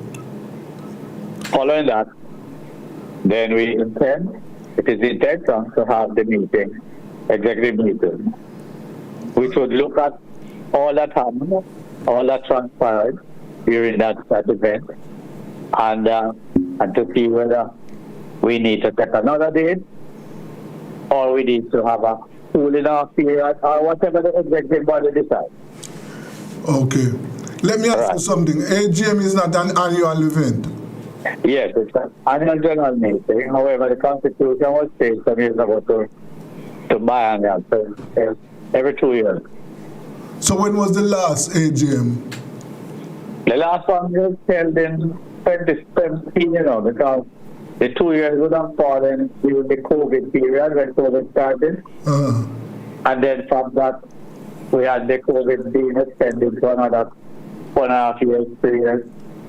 And then every time that we set it, other things come into the frame. And so we kept putting it off. Oh. So eventually now we decided that it's time now to have it. Okay. Because if it is an annual event, I was wondering, how long now you don't have one? So right. It is overdue. Yeah, man. Yeah, that's why we decided to have it the other day. Okay. All right. Yeah, and the time when we were supposed to have it, the hurricane came in again, and we postponed for another couple of months, giving all the parties enough time to recover. Okay. So, based on what you are looking at now, you are planning to have one this year. Yes, the plan is to have one this year. Okay, sir. Yes. So in the meantime, what is happening in your division now, Councillor? What is the latest event in your division? Okay, yeah, when we continue to work. We still have a number of people who were assessed by the Ministry of Labour and Food and Security team, but they have not benefited from any financial or any assistance. And so we are looking forward to the Ministry of Labour and Food and Security saying that they have some more funds coming shortly to assist those people who are assessed and have not yet benefited. We also have a team from overseas, from Florida, called GEM. Yes. Global Empowerment Mission. And they are here working, partnering with another team called IOM, which is the International Organization on Migration. Yes. They work with a body on arm of the United Nations. So they're partners to work in the area. They were down in Centralism after this now. So they are now coming into the Rocky Point and so on for the area to see how they can assist now with clearing some of the rules. Yes. And to strengthen the rules. Any of your constituents have benefited from the social housing program? Oh yes, ma'am. Yes. Tell me something. I saw something on social media which I want to explain. The recipients of these social housing programs. Now, these units, don't those units belong to the recipients? Of course. Because let me tell you what happened. Yes. Well, you see, there's a thing called propaganda. You see, like how we come into as an election? Yes. You will have a lot of these things coming up. False news, fake news, and all of that. Yes. Let me explain to you the difference with both housing programs. The National Social Housing Program, which is coming out of the Prime Minister's office on the Ministry of Economic Growth and Job Creation. With that one, they ascertain the ownership of the property. So the property has to belong to you, or you get permission from the owner for the property in writing and signed off by the ministry lawyers and all of that. Yes. No, that house belongs to you and your family. Okay. Because it's your property. Yes. All right. So the housing program, the indigent housing program, which Minister Desmond McKenzie spoke to, is a program which comes through the municipal corporation by virtue of the Poor Relief Department.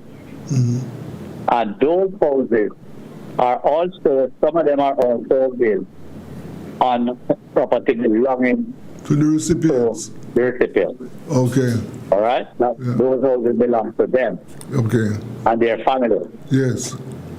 Now, there are also some set of registered poor that have no property. Now, there are two sets. You have some that have no property at all, and so their houses would have been built on government land. Okay. whether I belong to some agency of government, ministry of government, or the commission of land. Yes. But permission would have to be sought from the relevant agency that owns the property, being a government agency, and those houses will be built there. Okay. Now, that is one of the houses that the minister Desmond McKenzie was referring to. Okay. When he said that because the fact that the house was built on government land, then it cannot belong to you or your family, but that house can be given to another registered for. All right. Now, there are also another set of people that we have within our poorly system that they have no family member, no relative at all. They're just there by themselves, couldn't take care of themselves, but they have property. Now, those properties would be now vested in the municipal corporation name.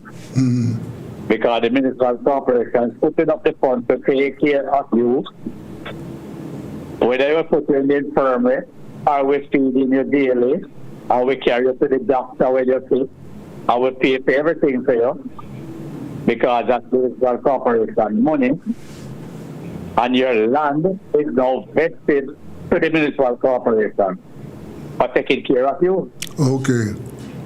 That is where you don't have no family member, no relative. Okay. So the fact that the land is vested in the name of the Clarendon Municipal Corporation, for instance, then the property can now be used to assist another registered poor. Yes. All right. So those are the houses that Minister Desmond McKenzie spoke about. Okay, sir.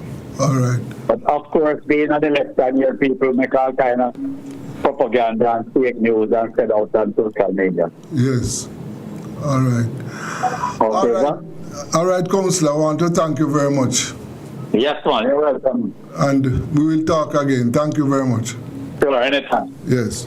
Those Councillor Maraj, they're telling us about the Halga, when that meeting is going to be held. And so we will keep you abreast of what is happening there. Let us go for a break now. This is Rebel Radio.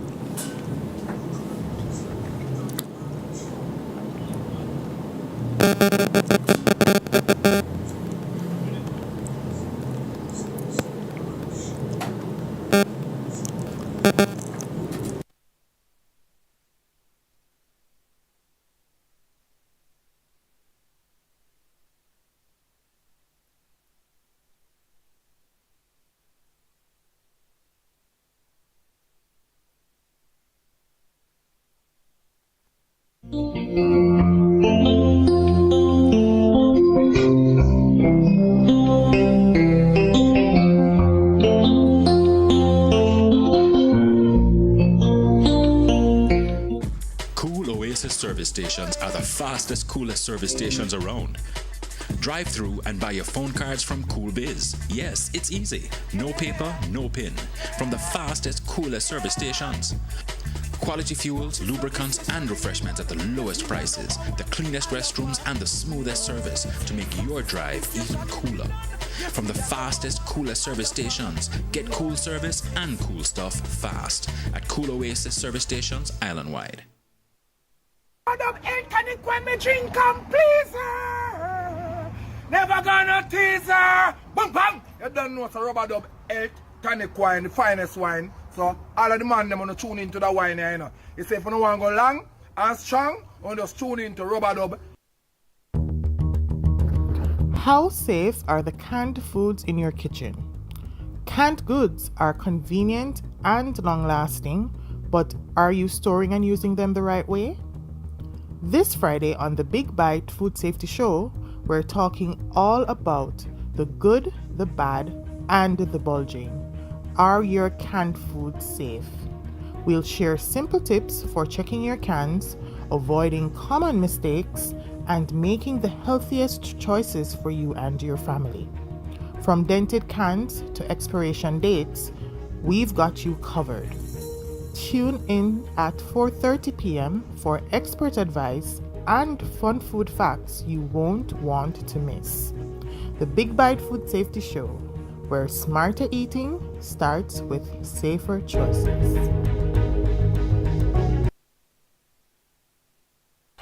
It's Tools, Hardware and Supplies anniversary! And we're saying thank you to all our valued customers. With incredible savings all of February. On bathroom fixtures, kitchen and living room. But there's lots more. Massive discounts on all products throughout the store. Porcelain tiles, doors, windows, paints. Plus unbeatable prices on top quality new arrivals. Shop now, don't wait. So come visit us at 279 Spanish Town Road, 4 South Camp Road, 8 Red Hills Road. Or online at toolsja.com. Tools! The Lion King of Hard Heels. Make your pockets skyrocket with Mayberry's Tranche 3 public bond offer. Invest from as little as $20,000 and earn 10.25% interest per annum. Take charge of your financial future and invest with confidence, knowing that your money is bound to return. Use your returns to accomplish financial goals, pay personal expenses, and invest even further. Visit bondberryja.com to view the prospectus and to learn more, or contact your investment advisor today. It's time to make your pockets skyrocket with Mayberry.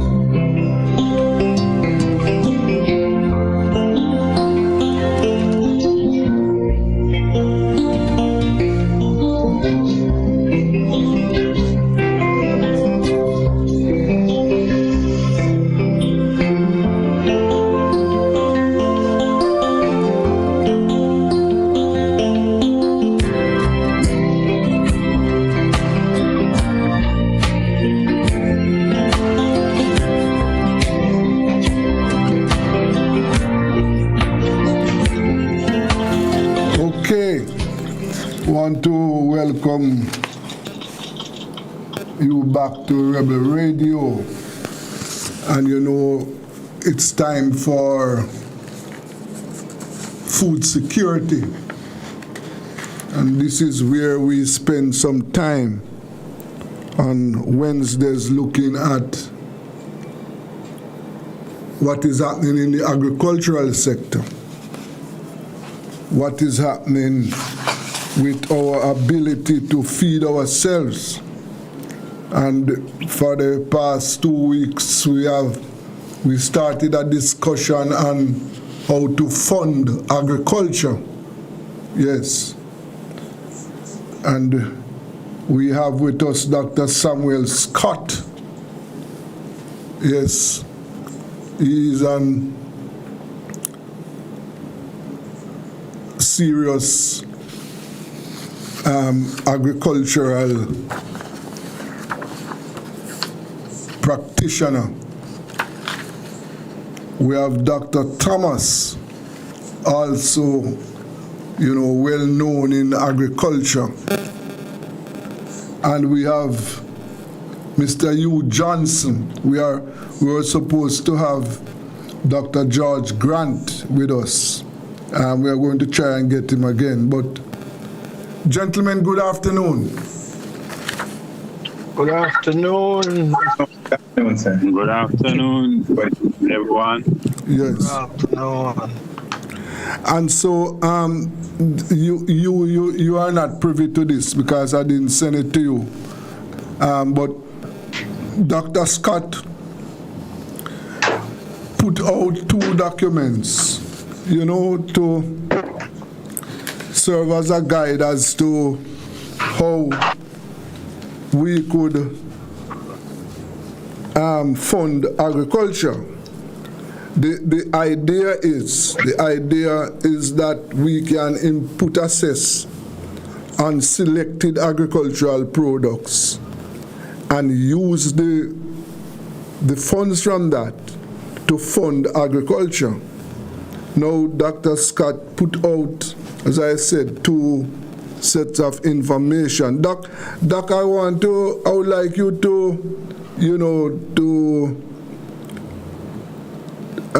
bring us up to date or to explain these documents to us.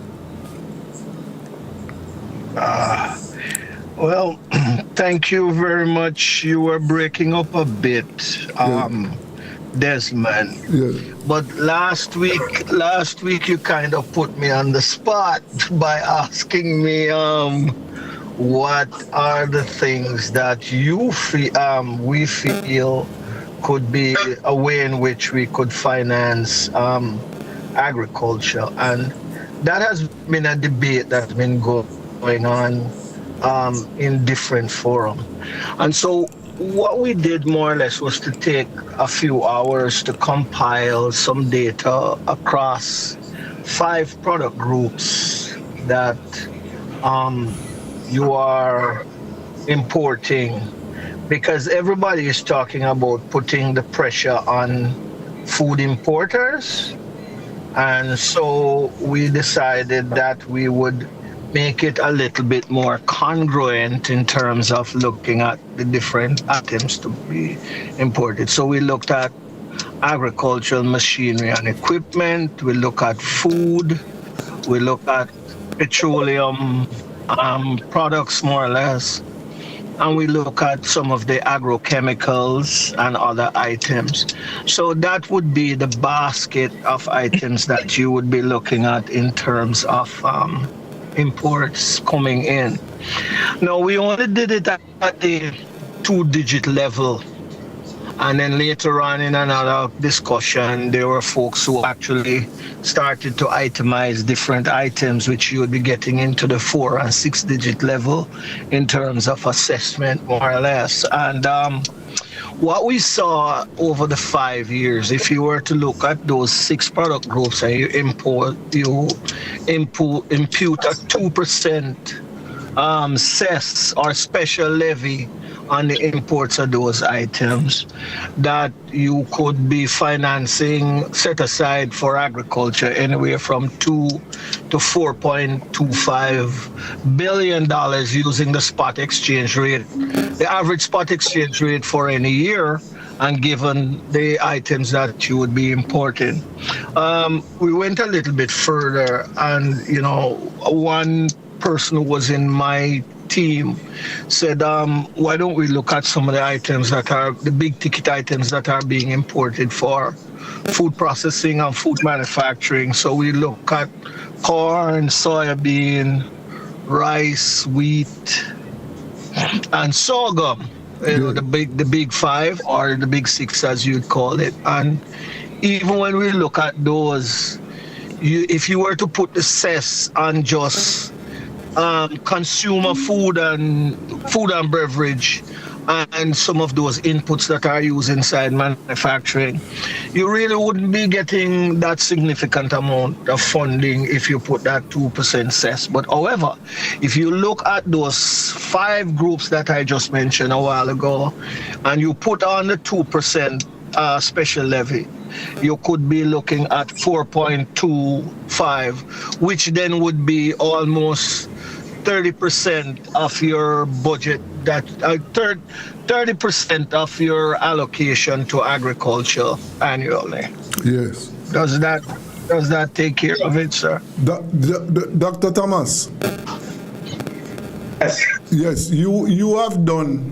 I know that you have done some work in this area, and for example, the Bureau of Standards, that's an organization at which you were in charge of at one time, and yes, the operations of that organization is run from assess and agricultural products. Now, what Dr. Scott outlined here, when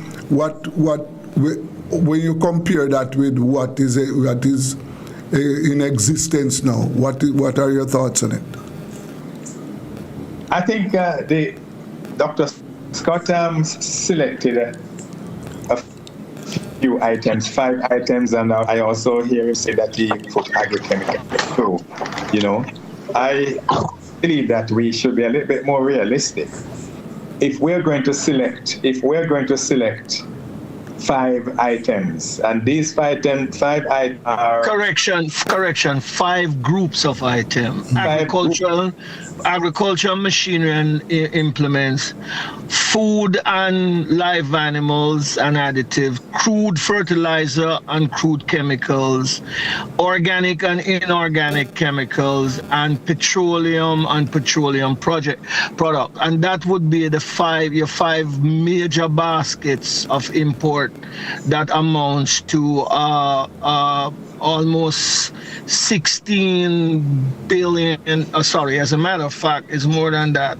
It's 111 million, of which the 2% would be about 16 billion on those 5 items alone.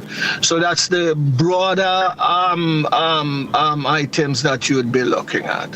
Okay, but what we don't want to do, okay, let me just tell you up front that we at the Bureau of Standards, we are charged 0.3%. On what? On the finished goods that come into Jamaica. And what was their annual intake from those finished items? Because I've seen a list of the finished items, which is 95% of those that you would be in the supermarket. What was the kind of revenue stream that you were able to generate from it? 1.2 billion. All right, so 1.2 billion Jamaican dollars. That's reasonable, because that would be about 12 into, that would be about 6 to 7% of your budget. Reasonable. Mm-hmm. But look at what happens here. When you charge, we are looking at development of agriculture. Mm-hmm. Okay? So I'm not comparing with what happened at the Bureau of Standards. I'm looking at agriculture. Mm-hmm. When you charge at 2% on agricultural machinery, what benefit does that give to the farmer? Also, listen to me, agricultural chemicals. These are factors of production in agriculture that you would not want to do that, Dr. Scott. You must take the item that are consumed directly. No, you see, one of the things is that I wasn't the one who proposed using this. My mechanism for financing agriculture is more so a public-private partnership where the private sector looks at what they can do to bring additional capital into the market without going there. The argument was thrown out that there could be assessed more or less. No, if you're looking at fairness across the sector, to be able to finance the whole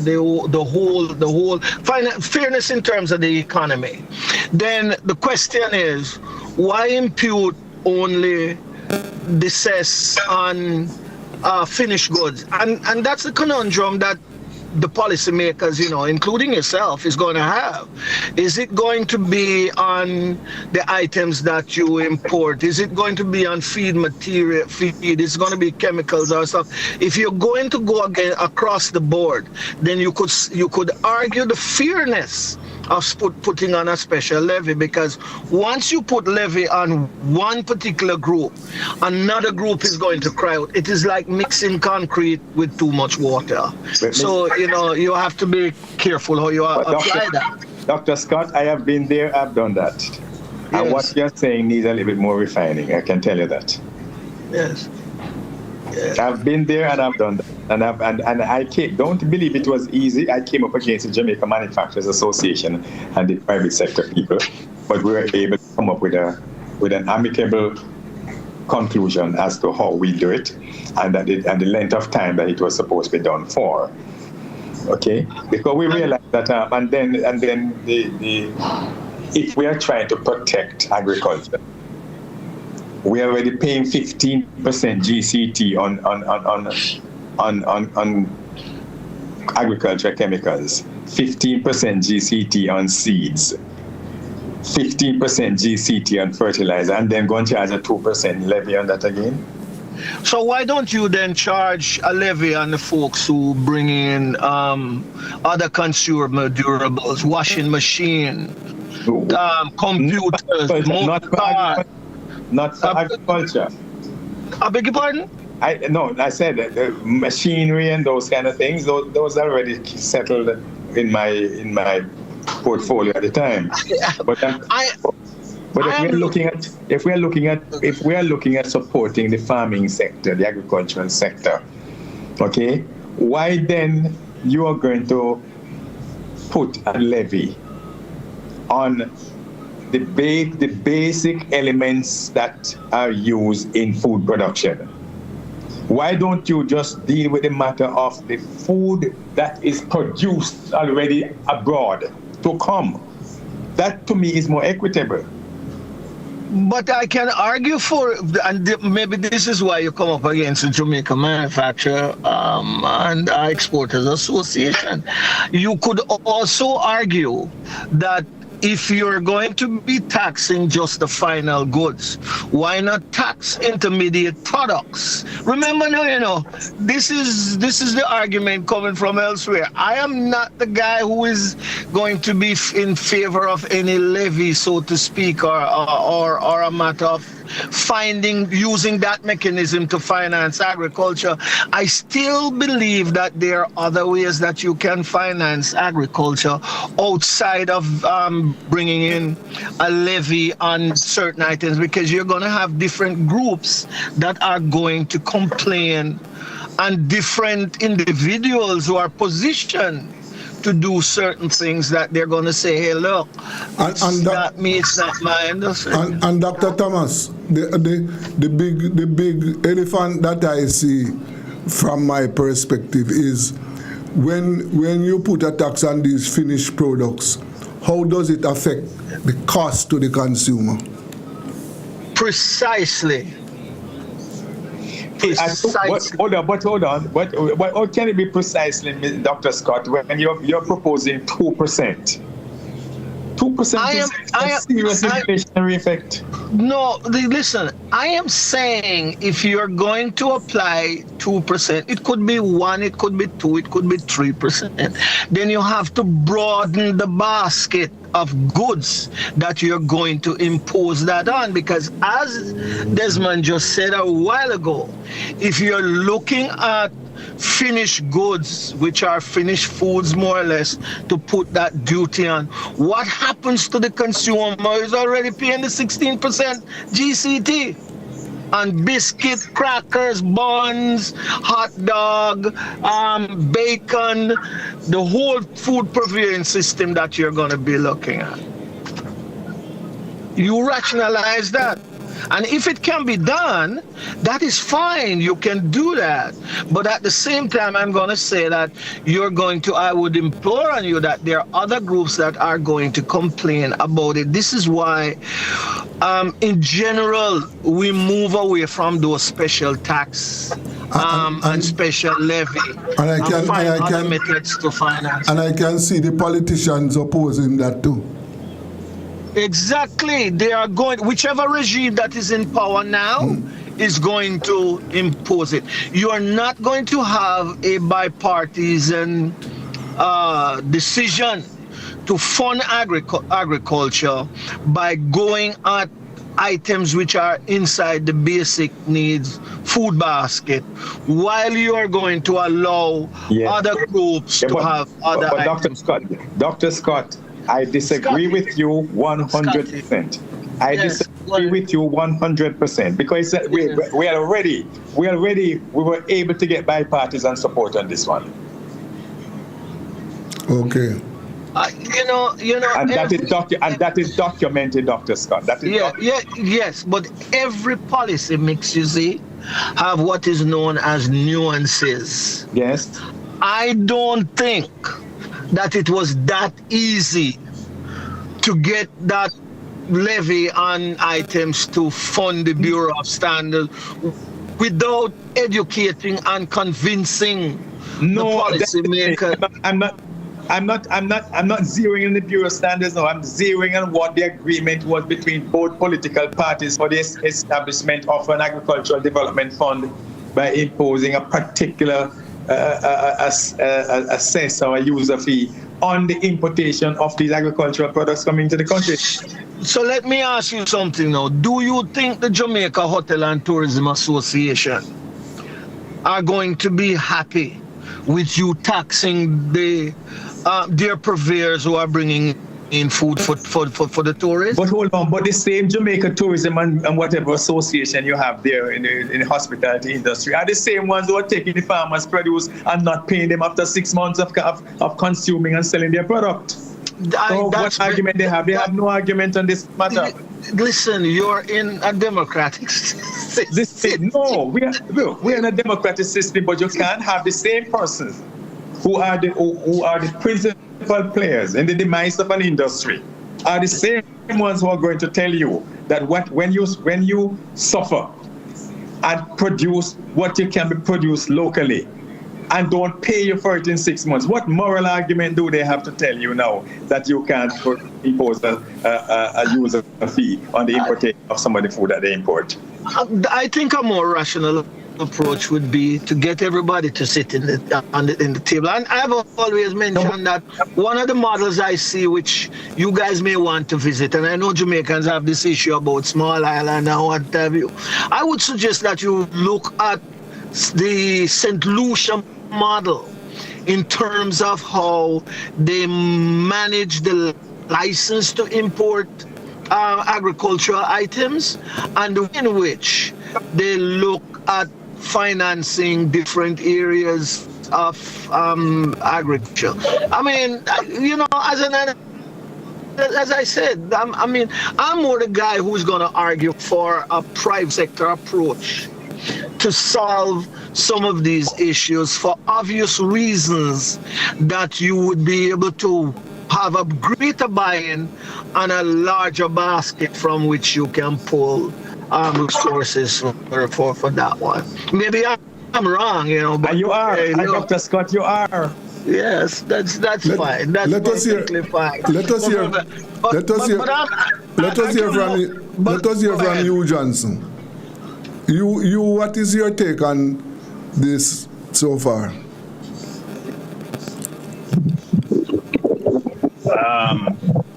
Thank you for allowing me, Desmond. I must share with you that I'm not in the discussion of semantics. We can talk as we may of varying approaches that can be made. What I would want us to do is to formulate a strategy to get the players on board, especially the powers that be, to take agriculture seriously. I believe we have the expertise in Jamaica that if we are serious about agriculture, adequate resources can be found to develop agriculture to a satisfactory level, that we are food sufficient and secure.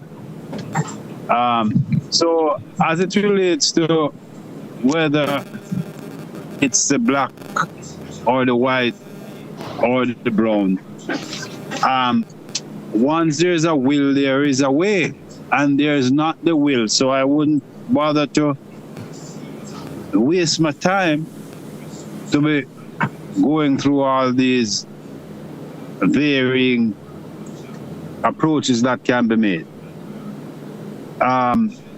That would be my take on it, because if we are serious about it, we could strategize where to put the cess, how to put it, and we agree around a table and we move forward.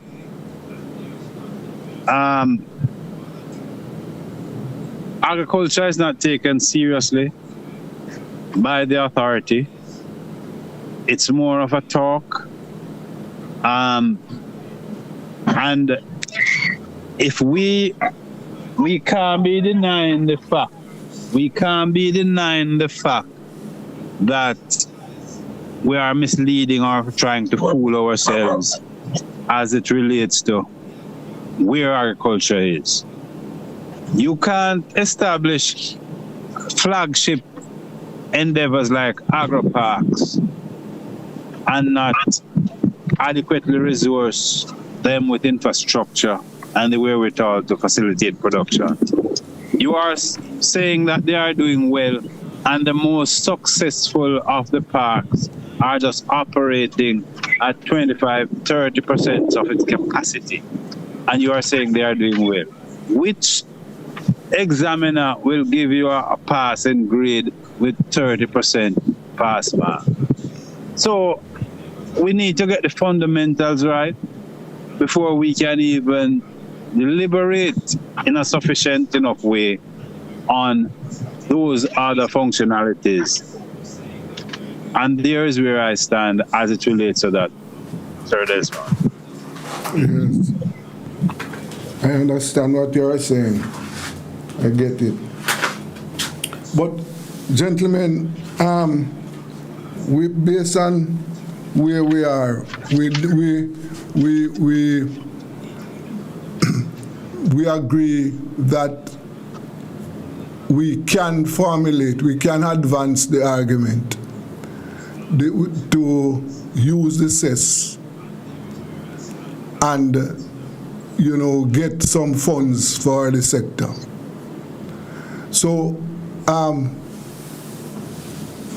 what I think that we should be looking at is how we can compile. In other words, how can we get our idea to the relevant authorities so that they can look at it and have it implemented? Dr. Thomas, how did you go about getting the relevant authorities to, listen to and take a look at this suggestion? Well, I tell you, did you ever get a chance to speak with Mr. Bobby Pottinger? No, I have not. No, I didn't get to. I have not spoken to him as yet. Okay, because he was one of the architects. He, myself, and Dr. Dudney.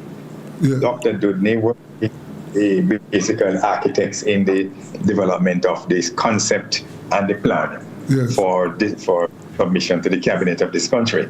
Bobby was then JAS president. Yes, that's right. All right.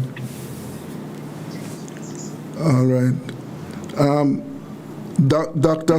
We did our groundwork because we went to the various bodies and we went to the political organizations. We went to the various bodies first, professional groups and the trade groups, and then we went to the political groups after that.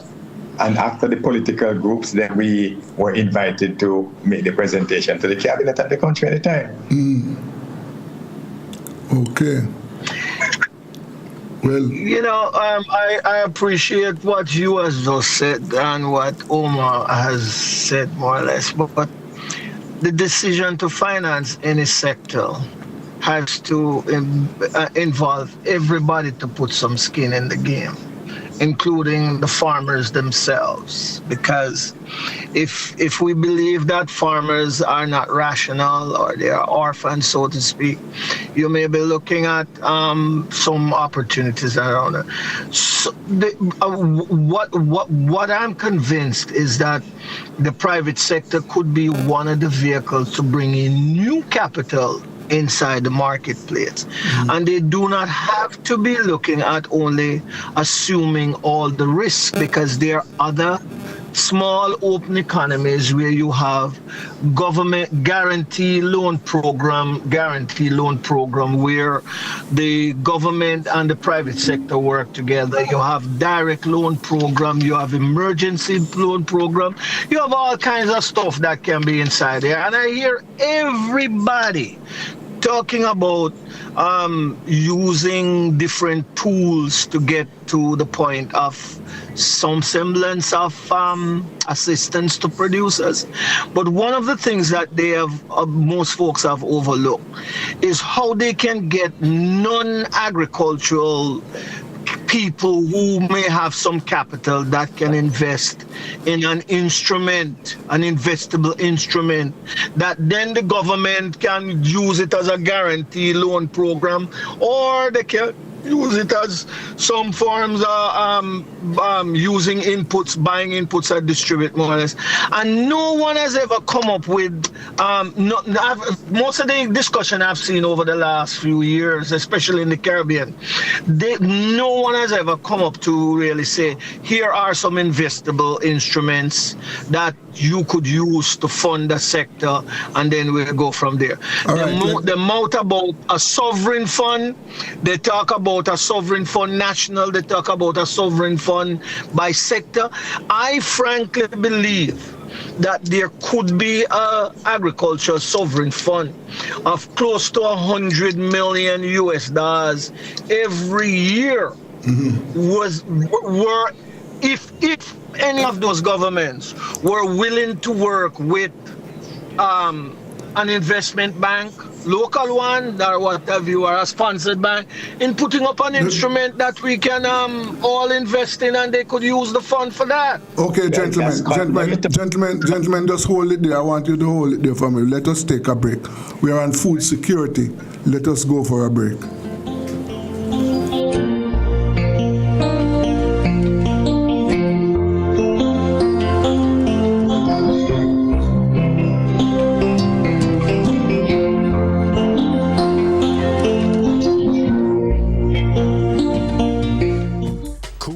Service stations are the fastest, coolest service stations around.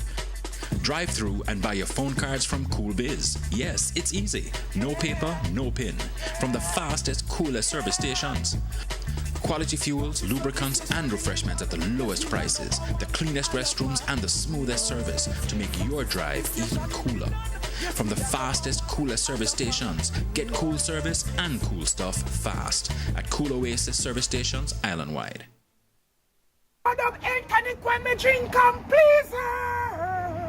Never gonna tease her. Boom, bam. You don't know, so rubber dub, egg, tonic wine, the finest wine. So all of the man them wanna tune into the wine here, you know. You say if you don't want to go long and strong, you just tune into rubber dub.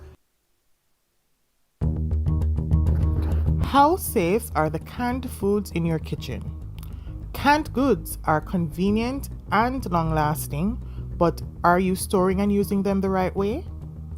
This Friday on the Big Bite Food Safety Show, we're talking all about the good, the bad, and the bulging. Are your canned foods safe? We'll share simple tips for checking your cans, avoiding common mistakes, and making the healthiest choices for you and your family. Smarter eating starts with safer choices. It's Tools, Hardware and Supplies anniversary!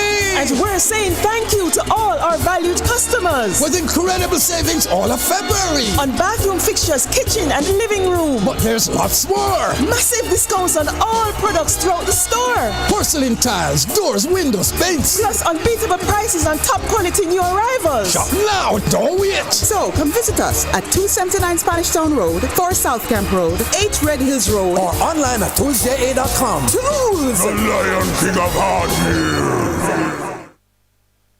Make your pockets skyrocket with Mayberry's Tranche 3 public bond offer. Invest from as little as $20,000 and earn 10.25% interest per annum. Take charge of your financial future and invest with confidence, knowing that your money is bound to return. Use your returns to accomplish financial goals, pay personal expenses, and invest even further. Visit bondberryja.com to view the prospectus and to learn more, or contact your investment advisor today. It's time to make your pockets skyrocket with Mayberry.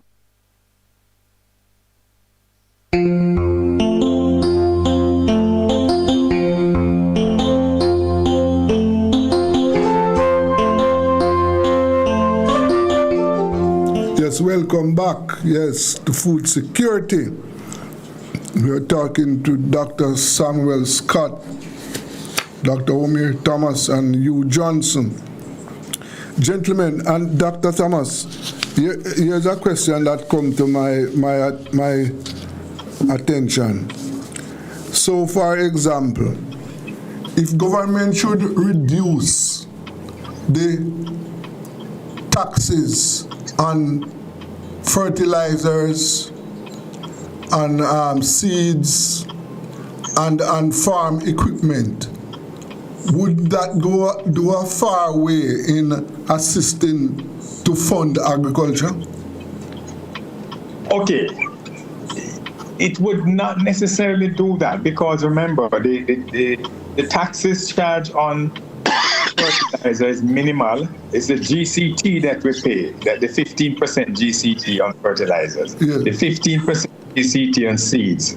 Farm equipment and so are zero duty, but you have to pay 15% on GCT. Yeah. No, if the government should demur from paying accepting GCT on these, yes, it would not necessarily provide any funding per se to the agricultural sector, because all of those money go back into the consolidated fund. Yes. Okay? Mm-hmm.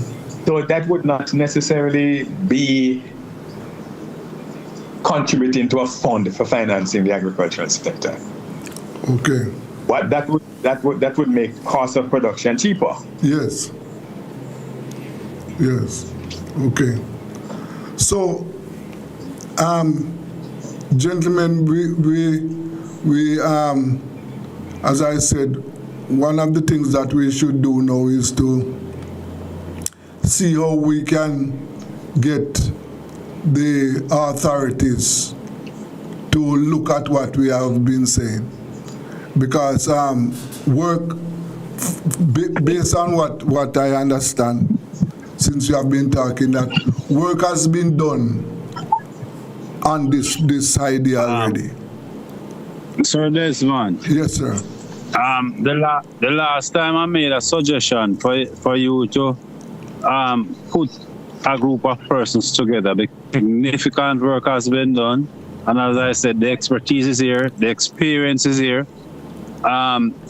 Get a document together to be submitted to the government for their consideration, and we discuss it from there, because we talk a lot, and if we continue, there won't be any difference. Mm-hmm. So I suggest we have that grouping, meeting of the minds, putting together a saleable proposal in funding agriculture. If the government is serious about funding agriculture, we look at even both political parties tout the notion of reducing GCT. Mm-hmm. Why the reduction that you apply to the GCT, you don't let it remain and utilize that for 10 years to really see that funding? Mm-hmm. There are many ways that it can be done.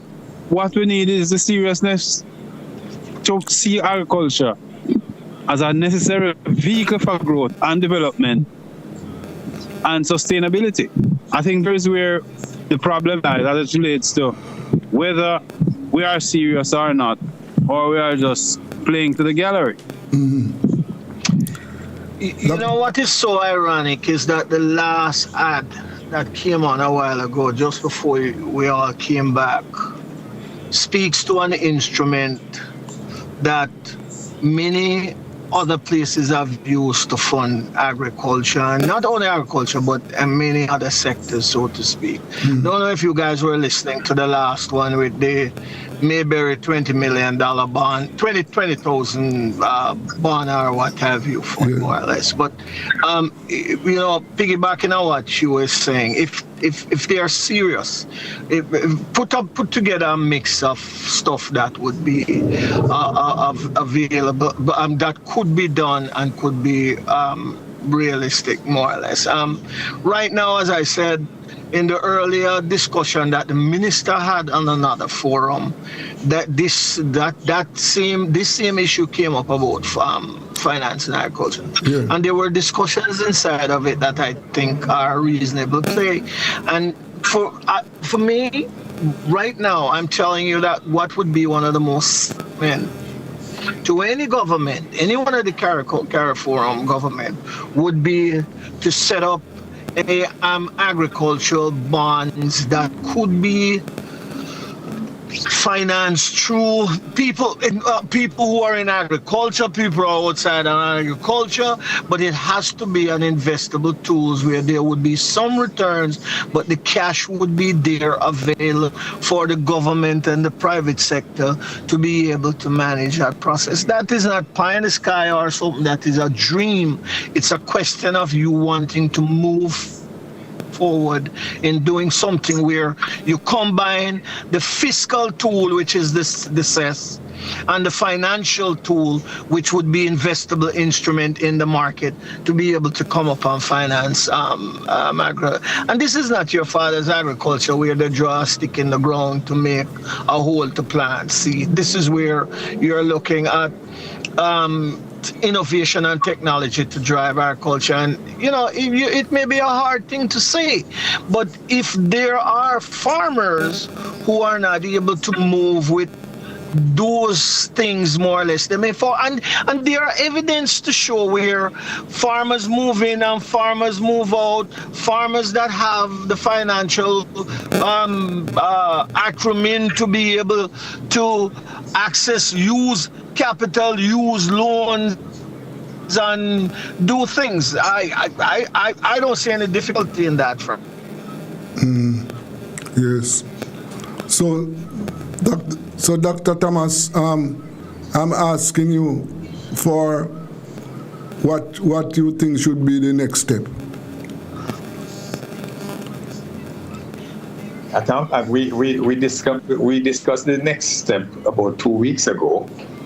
And if you want to repeat the next step, I said, Desmond, you your organization can at least spearhead something and let people of like mind come together and put something, as Dr. Scott said, we put some Mr. Johnson said we put some documentation together and then go and lobby the government. But remember, the Jamaica Agricultural Society, by law, is the principal lobby group for farmers in Jamaica. Yes. But there you go. Yep. Yes. You see, and they have did it already, and I don't think they can. Dr. Thomas, can I beg you to let us adopt the principle, if Mohammed won't go to the mountain, let the mountain go to Mohammed?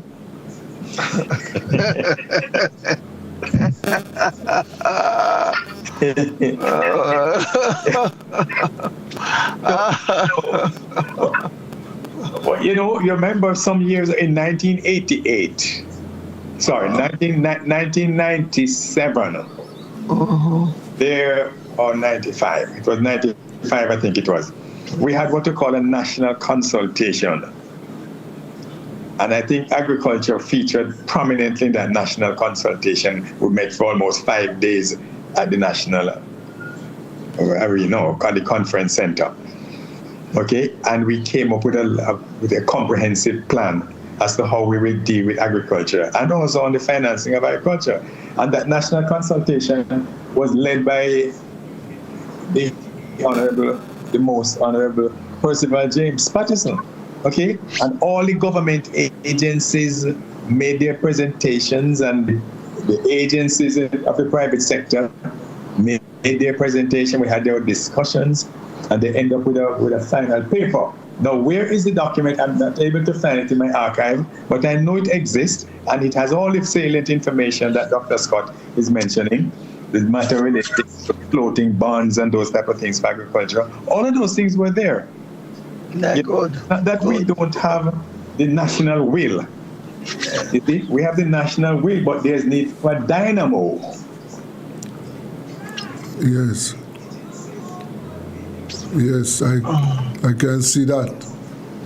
I can see that because, as you pointed out, that the JS would have to play a lead role in this.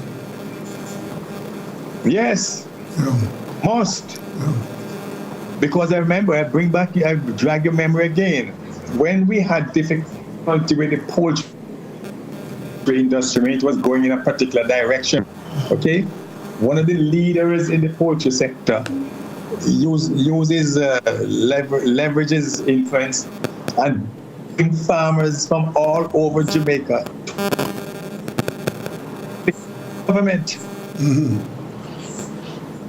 And that is why I now have warranted duty on chicken meat being imported into this country and the amount of money that you have to pay to bring chicken. Dr. Thomas, at that time, I was the president of one of the large poultry growers association. Yes. So I can attest to that, the level of lobbying and work that was done at that time to secure that. So it has done, we have done it before, it can be done again. It can be done again. So we need the leadership, and we're asking now that the Jamaica Agricultural Society, Desmond, you're in your pivotal position right now to be able to provide the dynamo required. Yes. Well, I am going to take the advice seriously and try and do what we can. Because we are expecting in a short while an election in this country. Yes. And whatever the new mandate is, that new mandate should not start anything unless and until the matter of our food security or food sovereignty and food sufficiency is brought to the forefront, because our people are not being nourished properly. No, the people cannot afford the food when it is available. Yes. If and when it is available. We cannot have a productive society and talk about efficiencies and productivity when the people's stomach cannot provide the necessary to finance. Have you seen the UN report on Jamaica, Doc? No, I haven't. It is alarming. Yes. That has reached up to 50%. People are unable to feed 57%. As a matter of fact, there are two reports that came, one from World Bank and I think Labour, and the other one from the UN report. And what it says, pardon my ignorance here, what did it say about the nutrition of the country? 57% in food insecurity. 57% insecurity. 57%. Isn't that a little bit of disgrace? No, Doc, it's not a little. It's a big disgrace. And it's something. Well, you know, some folks will question the data, but surely it seems a little bit too high. But you know, I always segue out of it because it's just last night we were talking with a couple of Jamaicans. No, this weekend rather. You know, put it this way.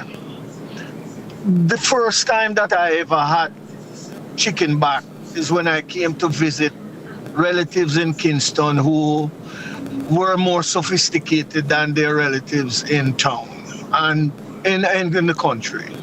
And the simple reason was this, that in any one of those households in the country, you could look at the consumption of 2 to 3 yard fowl any week. You understand? So yard fowl was killed for Sunday, One kill for Tuesday when you go into the gungo soup, and one you kill on Benson Day. That is 3 yard fowl for the week. Times 4 is 12. Times 12, 150. At least 150 birds could be available to put some protein on the table at least 3 times a week. For a family. Where are the programs to help to promote things like dual purpose chicken, the expansion of yard fowl, the growing of 1 or 2 pigs, or as the case might be, or 2 cows provide 1 milk and what have you, and when you have grouper break or snapper break, I remember being in the North Coast during July, you would have snapper running on the beach. I don't know if that exists, and they would get them and they would smoke them and put them inside crank. My whole thing is this, that the more we become sophisticated about some of the things that we're doing in life, is the more we create the upward pressure on something called expanding poverty. And not until we have some of the technocrats who are going to balance those esoteric things, as Mr. Johnson says, talk, to be able to do things that are practical, you won't have the needle move in terms of getting things done. As I said 2 weeks ago, Omar, Desmond, and John, Scotty here, I'll be more than willing to provide the time for a nice, pragmatic document to be prepared to move agriculture forward, Jamaica forward, and the household community to move forward. That's the bottom line. And if food is the engine, then let's use food as the engine. Yes. Because look, Dr. Scott, remember at the change of the guards of the Ministry of Agriculture 2 years ago, 2 years ago, you were a part of the development of a document. Yes. That is to guide the progress of agriculture in the country under the new minister. You were a part of it. Dr. Douglas was a part of it, among about 7 other old farmers. And all of these things were cogently put together in a pragmatic way. Where is it now, Dr. Scott? I don't know, and the only thing Dougie and I used to do is have what we call veranda scotch and armchairing the whole process. So I don't know, but the things have been there, and we can get a couple of things going. I frankly believe, though, that it's going to take a community approach with the attending agriculture organization, maybe the JAS or whatever group is there, to go back in and take into consideration what can be done at the farm level. You have 300,000 farmers. I would want to say, let's look at finding 100,000 across the 3 groups that we have: large commercial, medium, small, and see how they can work on the 12 priority crops that they have: the dairy, the beef, the chicken, the poultry, the cows and stuff like that. And let's see what they need to be able to become sustainable farming operation. Because coming out of the 2010 to 12 investigation through CARICOM, it was shown that small farmers could not survive with 1 to 3% profit. So the point is this: how can we help them? Because even if we throw cash at them and they can't realize sustainable cash flow and profit, you're still going to come back down to deficiencies in agriculture. All right. So, as I said, there's a basis here, and there are so many people who want to help. Believe me, I know that if you were to appeal to the diaspora, to start set aside something to help the country with an investable instrument, because nobody's going to pick up their money and want to send it as grants and what have you. They know that there is a government guarantee agency that if there is a 4% or a 5% returns on investment, 2 goes back to the farmer plus the capital and 2 goes back to your account, they will be more than willing to support things like that. Okay. And I'm not being messianic in terms of how those things go, but we have to start to hold hands and reach out to people who want to help. And we have to create ways to get them engaged. All right, gentlemen. Well, what we at Rebel Radio, we are going to put some of these ideas into action. Yes, we are, as Dr. Thomas pointed out, we are going to lead the way and try and get something workable so that we can play our part. That's the end of the show for today. But as you know, this is where we discuss agriculture. So let us say to be continued. Thank you, gentlemen, very much for the time. You're welcome. It's a pleasure. All right. John, Hugh, it's a pleasure again being on a forum with you. Omar, as usual, we will love to spar till we get something done. And Desmond, thanks for your time. Okay, Scotty. Okay. All right. Yes. Oh, that was food security with Dr. Omar Thomas, Dr. Samuel Scott, and Mr. Hugh Johnson. Let us go for a break now. But before we do that, we seriously now at Rebel Radio here, we are going to put some of these ideas into action.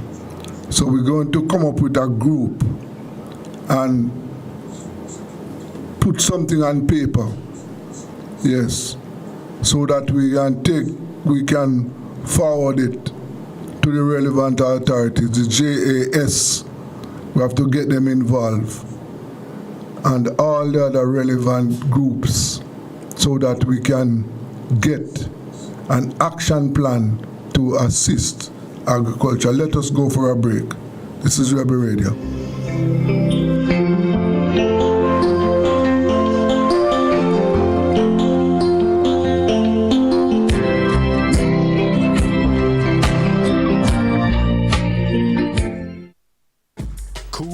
Service stations are the fastest, coolest service stations around.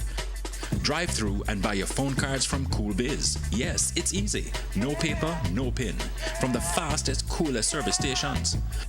Quality fuels, lubricants, and refreshments at the lowest prices. The cleanest restrooms and the smoothest service to make your drive even cooler. From the fastest, coolest service stations, get cool service and cool stuff fast at Cool Oasis service stations island-wide.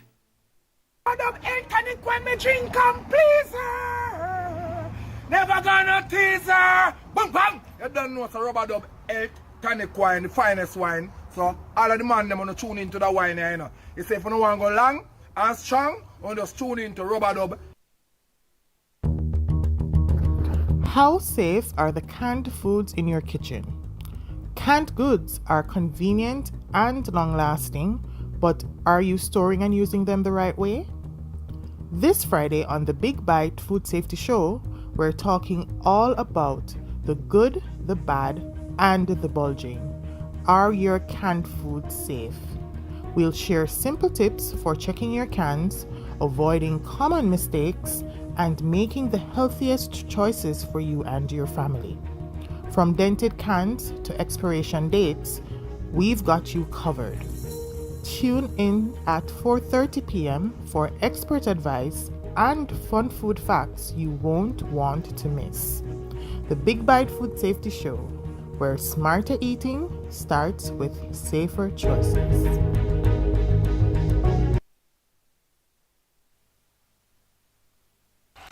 It's Tools, Hardware and Supplies Anniversary! And we're saying thank you to all our valued customers. With incredible savings all of February. On bathroom fixtures, kitchen and living room. But there's lots more. Massive discounts on all products throughout the store. Porcelain tiles, doors, windows, paints. Plus unbeatable prices on top quality new arrivals. Shop now, don't wait. So come visit us at 279 Spanish Town Road, 4 South Camp Road, 8 Red Hills Road. Or online at toolsja.com. Tools! The Lion King of Hardware. Make your pockets skyrocket with Mayberry's Tranche 3 public bond offer. Invest from as little as $20,000 and earn 10.25% interest per annum. Take charge of your financial future and invest with confidence, knowing that your money is bound to return. Use your returns to accomplish financial goals, pay personal expenses, and invest even further. Visit bondberryja.com to view the prospectus and to learn more, or contact your investment advisor today. It's time to make your pockets skyrocket with Mayberry.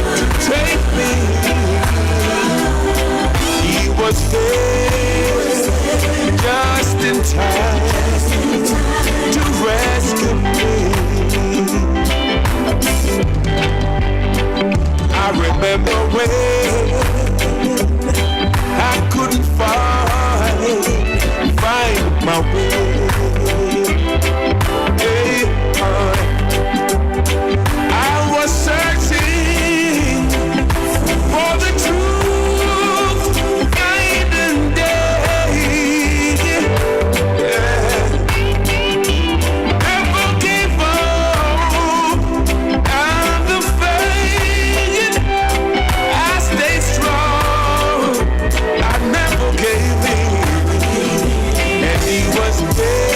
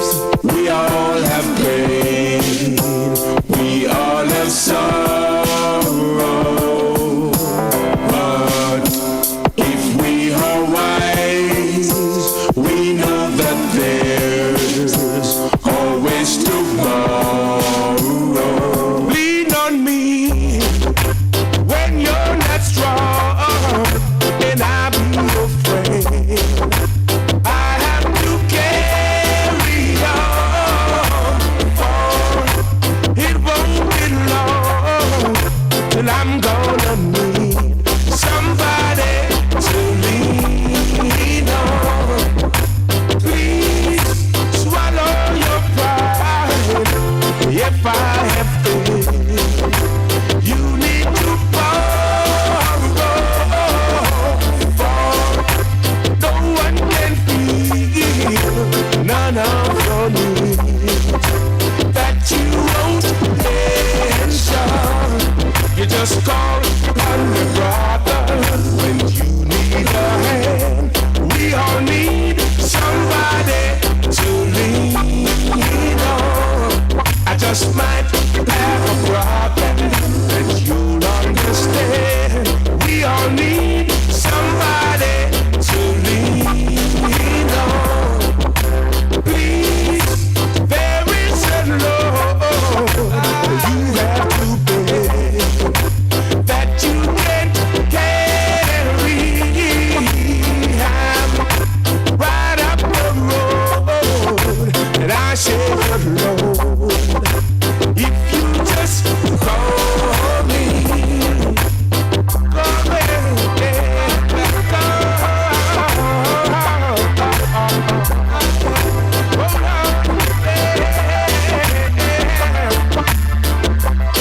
when you need a breath, call on me. You just call on me, brother, when you need a hand. We all need somebody to lean. I'm living for Jesus, living for Jesus, yeah. Oh, I wanna be remembered as a man who sings songs for Jesus Christ, who was willing to lay down his life, do his will no matter what the price. Well, I'm singing for the deaf man who can hear about salvation through my song. And I'm singing for the blind man who can see the light in me and come along. Live for Jesus, that's what matters. And when other houses crumble, might be strong. Live for Jesus, that's what matters. Let you see the light in me and come along. La la la la la la la la la la. There are times when I am tempted to turn off the rugged road that traveled on. There are times when I say, Jesus, can you find another man to sing your song? Well, I know I'm not the only one that could sing this melody. But he has chosen me to bless me and to lead me into what is best for me. Live for Jesus, that's what matters. And when other houses crumble, might be strong. Live for Jesus, that's what matters. That you see the light in me and come along. La la la la la la la la la la la la la.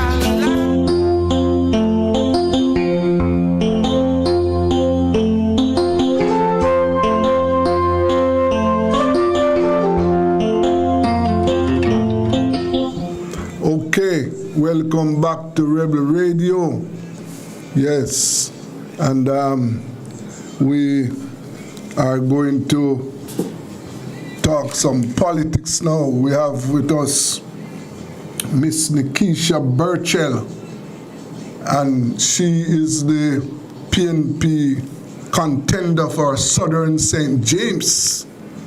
I understand that she's a St. James girl too. I don't know. Good afternoon, Nikisha. Hello, Mr. Richard. How are you? Well, I am supposed to be okay. How are you today? I'm happy to hear that. It's echoing. I don't know if you can assist me with that. Yes, I don't know why you are echoing, but I'm hearing you clear though. Okay. Yes. So, you are in the constituency. I know that you must be busy now. What is it like in Southern St. James? at the moment. Yes. Well, it's a little faster, but the people are still busy. Today is Wednesday, and so it's Thursday for, the dog is really doing badly. You could just turn on one of your devices to help. Yes.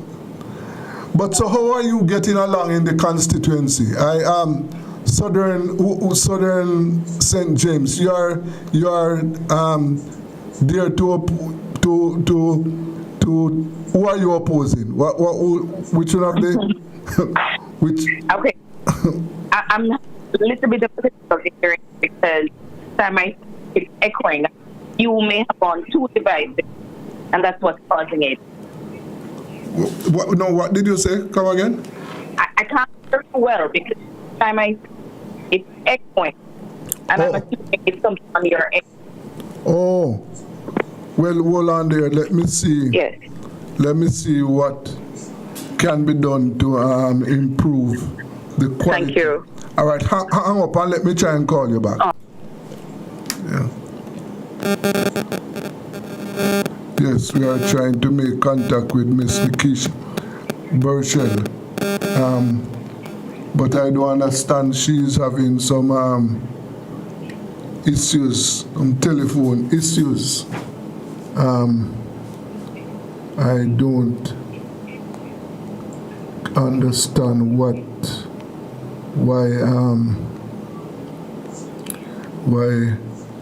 I can't get a good line or good feedback to talk with Miss Burchell.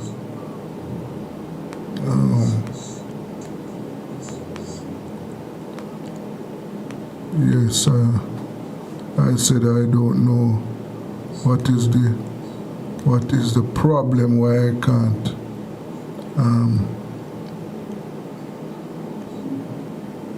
get to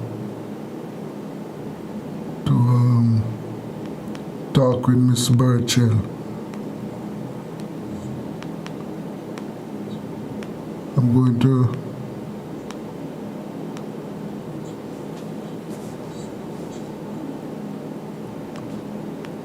I'm going to try and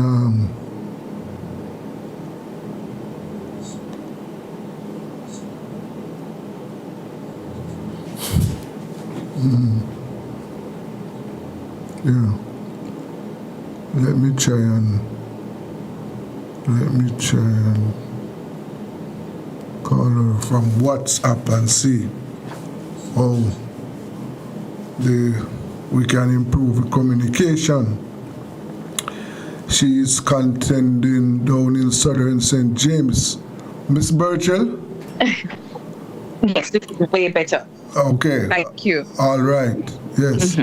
So I was asking, how are you doing in St. James? Are you going to win that seat, Southern St. James? Well, I'm working hard. I'm working very hard to do just that. We started out going up against, you were asking me earlier, Homer Davis. Yes. He's the current member of parliament. This is his first term as MP, so he's going towards his 5th year as an MP for South St. James. The people have been complaining about the lack of progress in the constituency generally, but acutely so over the last nearly 10 years. I call it the decade of decay under the JLP, and so a lot of projects have been stalled or incomplete for quite some time. I am a daughter of the soil, born in Garlands in South St. James, so I too am very much aware of the issues that the people in South St. James have been facing, and so they see me and I see myself as a representative, the best representative for us, being someone who understands the challenges and also understands our hopes and our visions and our aspirations for ourselves. So I'm their loudest advocate, and that's what I plan to do. That's the banner I'm running under, and that's what I plan to do when I get in office. Yes. What are some of the main issues affecting the people of Southern St. James? Well, we're a deep rural constituency, and I say deep rural because in order to enter our constituency, you have to go through quite a few other constituencies and parishes. South St. James takes up more than 52% of the parish of St. James geographically. Yes. And so the other 4 constituencies in St. James split the other 48 or so percent. So we are pretty large, but we get the least in terms of investment in our roads, in our water, in our education infrastructure, in our agriculture. And so the biggest issue that you hear from people is really the roads and the water condition. We still have communities, many communities, majority of our communities that do not have access to potable water. And that is going to be a priority of mine to figure out what's causing this, why it is that our constituency continues to suffer when so many others have been advanced where water is concerned. Miss Burchell, I want to tell you something. You see that issue there? Yeah. It is a burning shame. There are hundreds of thousands of Jamaicans right now as we speak who don't have access to water. It is a problem all over the country. Yes. It is. But it is, if you think it bad, in Kingston or in, the urban centers, think how much more difficult it is for us in rural Jamaica. Yes. Where our access and opportunities are really, we're starved for those. So if you think it really bad where you are, in South St. James, it's 10 times worse. Yes. So and the worst part is we have so many great sources for water in South St. James. Yes. There are two parts at least in South St. James where we currently pump water outside from South St. James, one into St. Elizabeth, and another point we're pumping water out of South St. James into Westmoreland. So to me, it's as if we really don't deserve water, and worse, we don't deserve the water that we actually produce, the water that comes from our own springs. Yes, it's terrible. And the road conditions, I can imagine, they are terrible down there in those rural areas. Terrible. The roads have, in fact, there was a protest a couple weeks ago, by some bus drivers and taxi operators in one part of the constituency at a place called Springfield. Whilst the roads are really terrible in South St. James, we have to get through to Montego Bay from that part of the constituency through Ed Bartlett's constituency, through Spring Mount and Johns Hall. And I must tell you, the tourism minister has the worst roads in Jamaica. Wow. And so it adds to our fatigue and our displeasure, because we have to go through his bad roads, then deal with ours in South St. James. So we get double the trouble for just wanting to find access to the things we need, Yes. And the young people in your constituency, what are they doing? And how are they managing? So the ones who are gainfully employed are generally farmers, construction workers, and some work in the market, and we feed to some of the service industries in Montego Bay proper. That's where the ones who are employed are, but majority of us are not gainfully employed or engaged, and so we're looking to see how we can tap into the training agencies to get those who are interested trained, and getting some, because we're so far, just getting a facility close by where they can get trained in whatever field is possible for them, So we're trying to talk to them through what they want, and a lot are showing interest in agriculture. A lot are also showing interest in the construction industry, and even more in the service industry. We want them to know in South St. James that opportunities are there for them. But the government has a responsibility, whomever forms the government, to give them access to the training that they need in order to take advantage of it. So I'm trying to plug that gap for them, showing them that school doesn't have to end after primary school. If that is interest, and neither does it have to end after secondary school. If that is your interest, there are opportunities and avenues, and a Mark Golden-led PNP government will ensure that access to education and training will not be out of their reach for much longer. Yeah. So, Ms. Burchell, the question I would like to ask, as you're a young newcomer to the politics, why should the people of Southern St. James vote for you? I'm a young newcomer to the representational side of politics, but I've been working in the background in service for going 15 years now, in political representation, in political field for going 15 years now. So I do have the experience of what it means to understand the needs of the people. Apart from that, I'm a pastor's daughter, so service has been a part of my DNA. We've been taught how to serve the community and how to serve others even before your own personal needs are met. So you could say then that I have been crafted from the very beginning and drafted through politics to serve the people. I have that passion for service because my family still lives in Garlands. My community that gave me the educational opportunities to give my life a jump start is the community that I want to serve. And South St. James is that community. They've blessed me, they've blessed my family, and these conditions that I endured some 30 odd years ago still exist for the children of South St. James. I think it's my duty. It is my duty to try to give them an easier pathway towards achieving their dreams than I had or people my age group had. The truth is, South St. James has absolutely everything it needs to be a model for rural development. We're not trying to compete with the urban centers.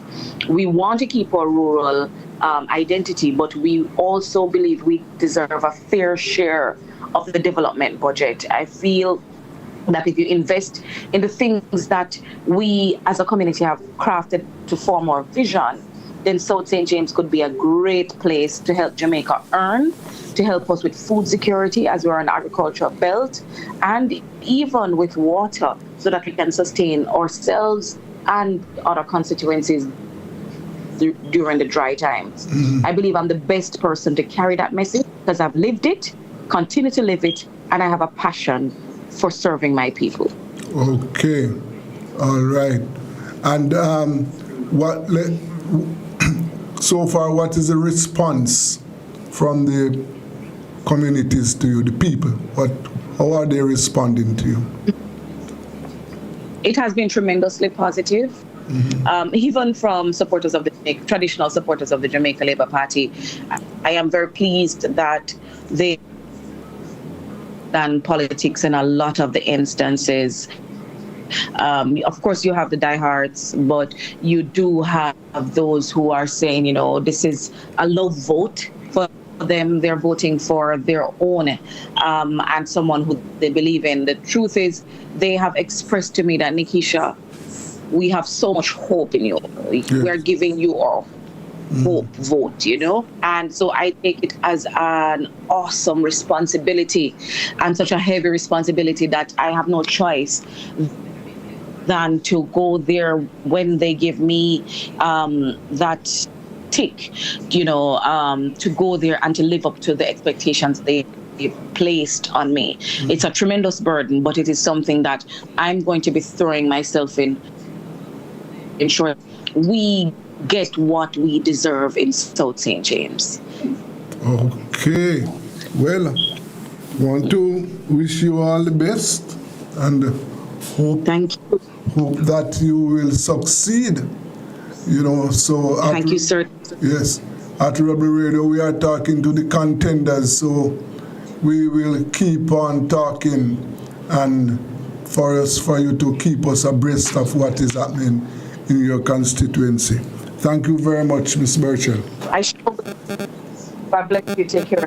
Yes, that was Nikisha Burchell, the PNP candidate for Southern St. James. Yes. And she is up against Mr. Davis, Homer Davis. Yes. Well, it is going to be interesting to see how there are a number of new faces who are down to contest this year's election. Yes. So let us see how they what is the response. And as she pointed out there about the conditions in that rural community, life in the rural communities are very tough, you know, very, very tough. The people in the rural communities in Jamaica, they don't have access to water. They don't have access to good roads, right? And we are not saying that they want highways, but they want roads that they can use to go about their business. They want access to services, right? Medical services. I know that,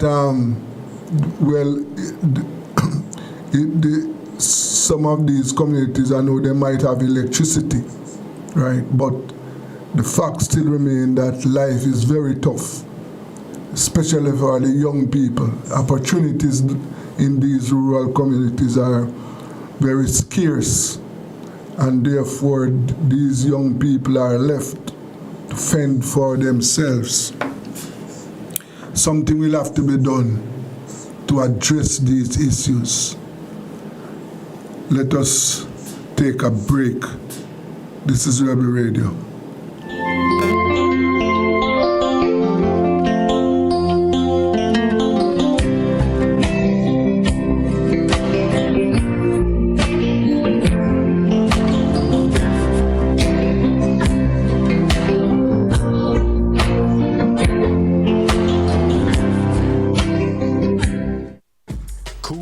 Service stations are the fastest, coolest service stations around.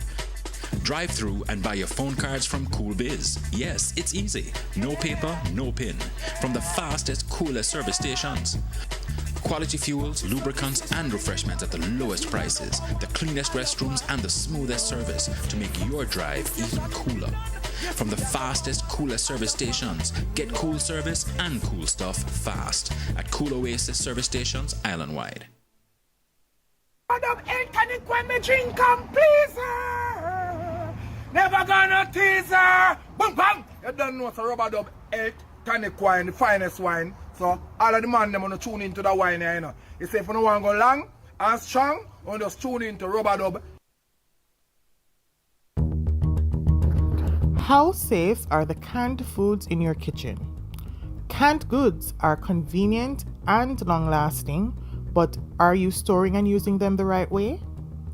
This Friday on the Big Bite Food Safety Show, we're talking all about the good, the bad, and the bulging.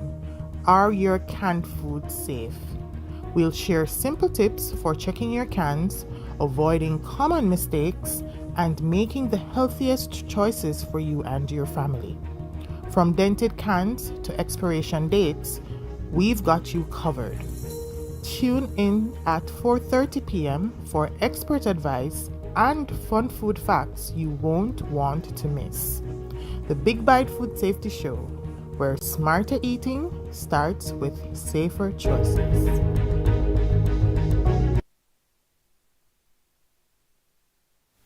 It's Tools, Hardware and Supplies anniversary! And we're saying thank you to all our valued customers! With incredible savings all of February! On bathroom fixtures, kitchen and living room! But there's lots more! Massive discounts on all products throughout the store! For porcelain tiles, doors, windows, paints. Plus unbeatable prices on top quality new arrivals. Shop now, don't wait. So come visit us at 279 Spanish Town Road, 4 South Camp Road, 8 Red Hills Road, or online at toolsja.com. Tools! The Lion King of Hardware. Make your pockets skyrocket with Mayberry's Tranche 3 public bond offer. Invest from as little as $20,000 and earn 10.25% interest per annum. Take charge of your financial future and invest with confidence, knowing that your money is bound to return. Use your returns to accomplish financial goals, pay personal expenses, and invest even further. Visit bondberryja.com to view the prospectus and to learn more, or contact your investment advisor today. It's time to make your pockets skyrocket with Mayberry.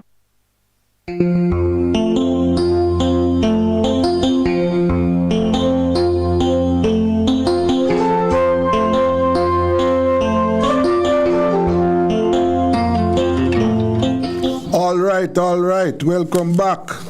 Yes, and we have with us now Mr. Clifton Grant from the Union of UAW. And he's also Vice President of the Jamaica Confederation of Trade Unions. Yes, and we want to talk to Mr. Grant about the JUTC. Yesterday, you know that there was some industrial action there, and the drivers are back. But we want to know what, if we are to expect more industrial action. Good afternoon, Clifton.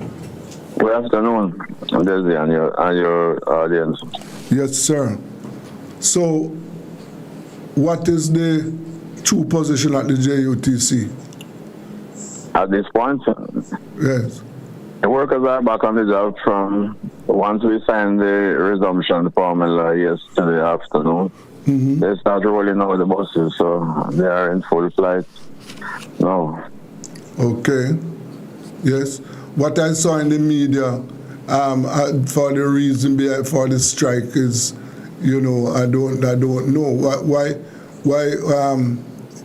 what is printing in the media. That is the story. I have not seen the printed media version. Well, the version said that a driver, a female driver, was assaulted by an inspector who was joined by her husband. Who is also an inspector. An inspector, yes. Yeah. And they assaulted the driver. No, yes. Is that the true story? Well, it reflects what I saw in that video that I went and watched yesterday before I went to the meeting. And it reflects a high level of unprofessionalism on behalf of the franchise inspectors, and therefore the workers, we stood by the workers, because the workers need to be protected while they are discharging their duties. The workers, the drivers are a critical component in the JUTC survival. They are the one who bring in the revenue, and everything should be done to protect them. Okay. So in the meantime, what disciplinary action will be taken against the offenders? At this point, the driver is on sick leave because she was injured in the altercation. Yeah. Yes. The female revenue inspector boxed her, and the male came in and put his hand to her throat. Okay. And therefore she's undergoing medical treatment now. In terms of the two inspectors, they are coming out of the back to work from. They are now on administrative leave pending the outcome of the investigation. Okay. Well, we only hope that matters are settled amicably, and you know, both parties can. There are one set of workers they can't be fighting. Well, it was not a fight. It's both a verbal and a physical attack on the driver. The driver was at her steering wheel, and they came on the bus and she pointed out to them that the machine wasn't working, and seems that they didn't accept her version. And they went on to argue with her in front of the passengers and the both of them start to video the interaction with them. And the driver push away the phone from her face that the female was having recorded, drop on the ground, and she decided that she should box her. That is not in keeping with Jamaican working environment. Nobody have a right to physically assault anybody. No, regardless of what it is, don't have that right. No, you don't. You don't at all. The JUTC continues to bleed heavily, though, Clifton. That's a long story. Yeah, we know that. An organization bleeding this man and reduce the fear by 50% over a short period of time. I don't understand that logic and that business approach. Yes. So the bleeding probably, I don't think those who set policy recognize and appreciate that if you don't run an organization as a business, but as a social welfare service, then you can't expect to make profit. Yes, can't at all. But the other thing is that, we are going to continue on the tax dollars to maintain the buses, because you have to remember, the buses have to be maintained. So yes. They are being used, so they need parts, they need petrol, they need servicing, and all of this costs money. Petrol is expensive, right? That's why I'm still wrapping in my head. How is it that the company is losing? And instead of you try to increase revenue, you cut the price that the customer use, or which economics go like that? Well, I don't know, but... And if you decide to run it as a business, it must run in certain basic business principle. If you're not making money, you assess why you're not making money, and take the appropriate measures to bring in more revenue and reduce your costs. Yes. In this case, revenue is being by policies being reduced. Those who took the decision have to explain to the public how that logic's go if you're talking about a business. And I see where the company has expanded its service to. Yes, they have expanded their service, and we don't have no objection to that. The workers willingly engage themselves, and they are doing what they have to do, despite being called on to report to work earlier. Because, for example, you take Rockford Depot, the drivers normally start out at 4:35 at Rockford. And now, they're going from Morant Bay, they have to be in Morant Bay before 5 to start the service out there. And if they are going down to St. Mary, they have to be there before 5 to start the service. So I really commend the drivers who decide to engage. And we are now in the process of discussing with the management how these drivers will be treated in terms of the allowance to take care of their basic needs, like the breakfast, the lunch. So some workers will be at work up to 15 hours for the day. And that is something that we also look on, because it can't go on for a prolonged period that it causes burnout. So we engage the management in discussing not only the question of giving the workers additional allowance, but also to make sure that they take care of their health and safety. Yeah. So tell me something. So, like the bus that goes to Morant Bay, they have a depot. They have a depot in Morant Bay where the buses are parked. No, they're parked at Rockford. They leave from Kingston to Morant Bay. Morant Bay, and then come back in. Yes. Okay. All right, so the driver has to be at his post at X time in order for the bus to be at Morant Bay. Yeah, before 5 o'clock. Before 5 o'clock. Okay. And they are going to St. Mary too? Yes, I would like to St. Mary. They'll be on Castleton. I think their original proposal was for them to go to the border of St. Mary and St. Andrew. Mm-hmm. But I think based on the ability to turn the bus at that point, they gone further down into St. Mary. Castleton Gardens. It's beyond Castleton Garden a long time. The original was to take it to the border of St. Mary and St. Andrew. Yes. But they can't easily turn the buses there, so it sends further down in order to make sure that the driver can man over the bus and get it back up safely. Yes, and I know you are in Linstead. Yeah, Linstead and they're up in Castleton. Service goes as far as Castleton. Wow. Well. They're in Lionel Town, they're in Denby. Yes. And so forth. Well, that is. Let us see how if that is going to be sustained. I know that it must bring some relief to the commuting public.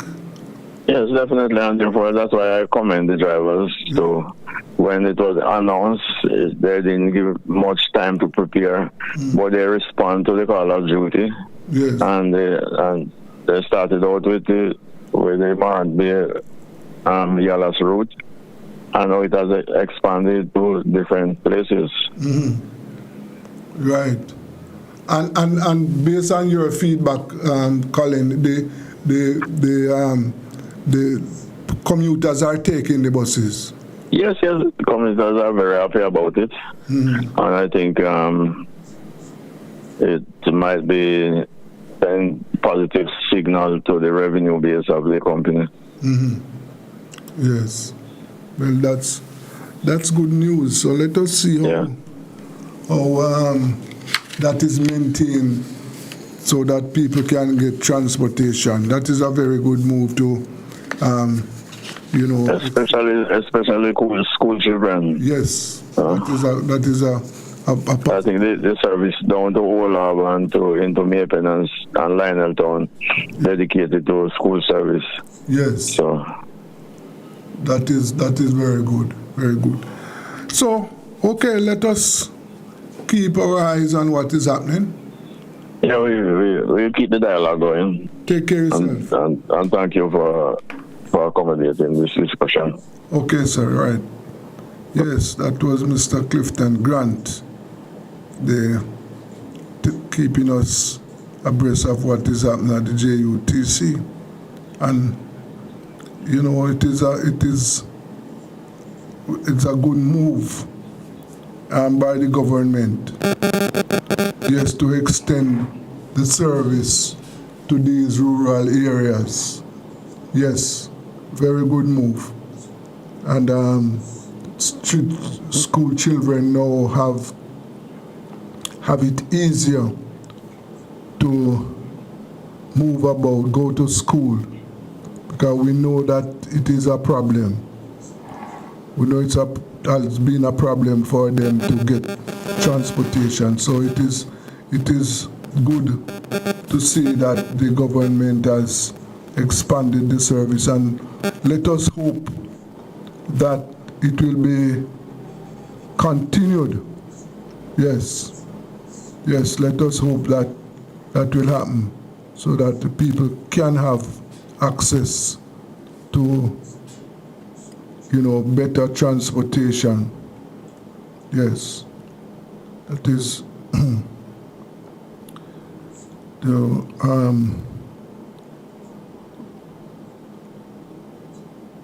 I would say let us see how the government is able to maintain that and keep it up. All right, let us take a break. Go to, this is Rebel Radio.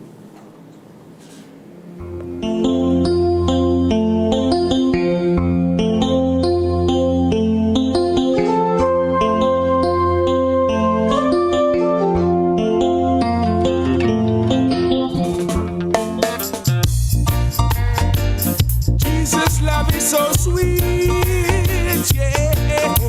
The more I trust him, the more I love him. There's nothing good for me he'll deny. The longer I know him, the better I can show him. I couldn't stop no even if I tried. The more I trust him, the more I love him. There's nothing good for me he'll deny. The longer I know him, the better I can show him. I couldn't stop no even if I tried. He gets sweeter, sweeter, sweeter as the days go by. He gets sweeter, sweeter, sweeter as the moments fly. This love is richer, deeper, fuller, sweeter. Yeah. This love is sweeter, sweeter than the days go by. He gets sweeter, sweeter, sweeter as the days go by. He gets sweeter, sweeter, sweeter as the moments fly. This love is richer, deeper, fuller, sweeter. Yeah. This love is sweeter, sweeter than the days go by. Oh, man, he saved me. His good grace he gave me. Places love deep down in my heart. Great joy in knowing with him I am growing, and I never out for him to depart. Oh, man, he saved me. His good grace he gave me. Places love deep down in my heart. Great joy in knowing with him I am growing, and I never out for him to depart. He gets sweeter, sweeter, sweeter as the days go by. He gets sweeter, sweeter, sweeter as the moments fly. This love is richer, deeper, fuller, sweeter. Yeah. This love is sweeter, sweeter as the days go by. He gets sweeter, sweeter, sweeter as the days go by. He gets sweeter, sweeter, sweeter as the moments fly. This love is richer, deeper, fuller, sweeter. Yeah. This love is sweeter, sweeter as the days go by. The more I trust him, the more I love him. There's nothing good for me he'll deny. The longer I know him, the better I can show him. I couldn't stop no even if I tried. The more I trust him, the more I love him. There's nothing good for me he'll deny. The longer I know him, the better I can show him. I couldn't stop no even if I tried. He gets sweeter, sweeter, sweeter as the days go by. He gets sweeter, sweeter, sweeter as the moments fly. This love is richer, deeper, fuller, sweeter. This love is sweeter, sweeter as the days go by. Yeah. He gets sweeter, sweeter, sweeter as the days go by. He gets sweeter, sweeter, sweeter as the moments fly. This love is richer, deeper, fuller, sweeter. This love is richer, sweeter than the days go by.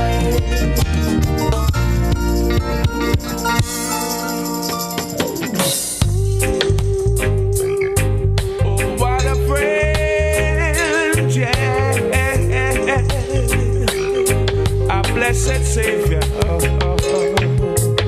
Oh, what a friend we have in Jesus.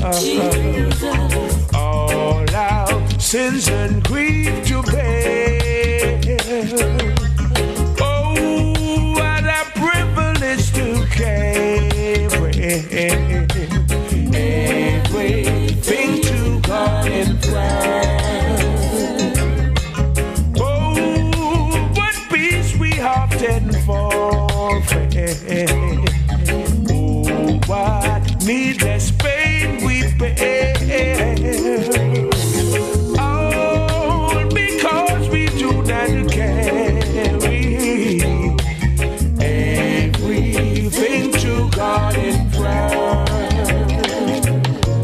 And with trials and temptation, is there trouble everywhere?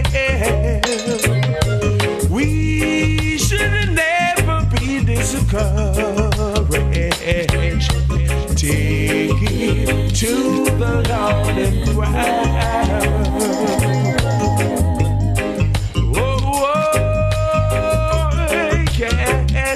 A wonderful friend, a friend in need. Jesus, a blessed Savior. Oh, yeah. Oh, now, yeah. Take it to the Lord in prayer. The burden we bear. Happy to know that Jesus can. Can we find a friend so faithful, who will all those sorrows share? Jesus knows our every weakness. Take it to the Lord in prayer.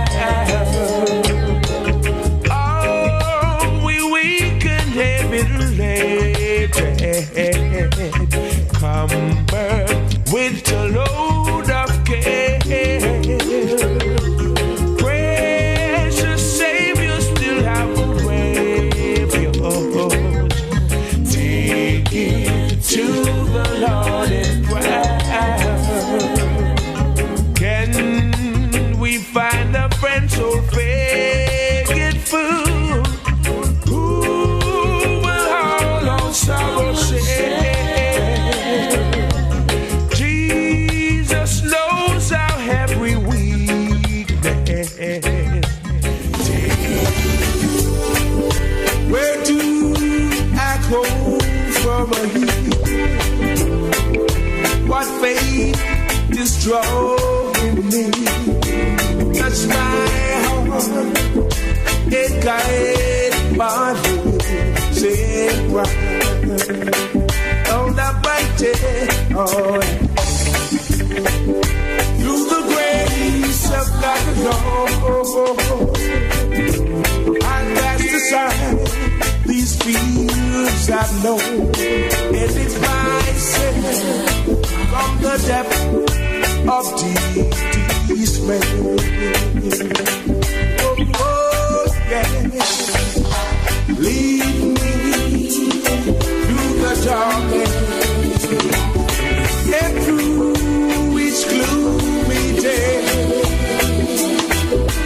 Take my hand, oh precious Lord, and help me on my way.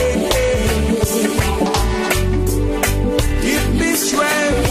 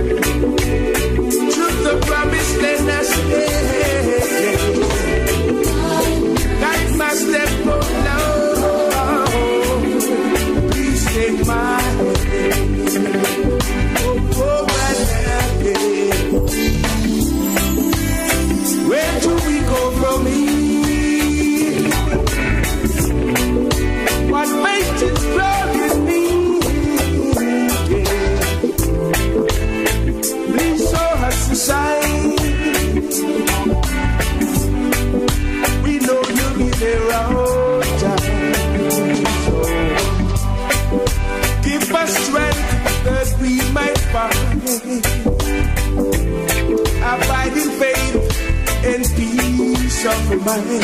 So we hold hands. Where do we go from here?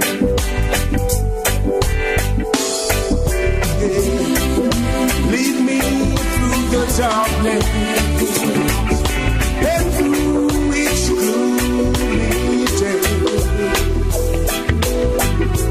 Take my hand, oh precious Lord, and help me on my way. Give me strength that I might find. Abide in faith and peace of mind.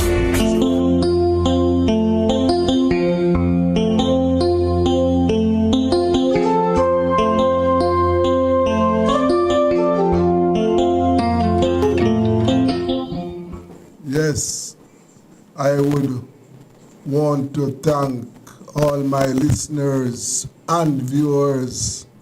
Special thanks to my technical operator, Kevin. Yes. And want to plead with all my listeners and viewers to stay safe.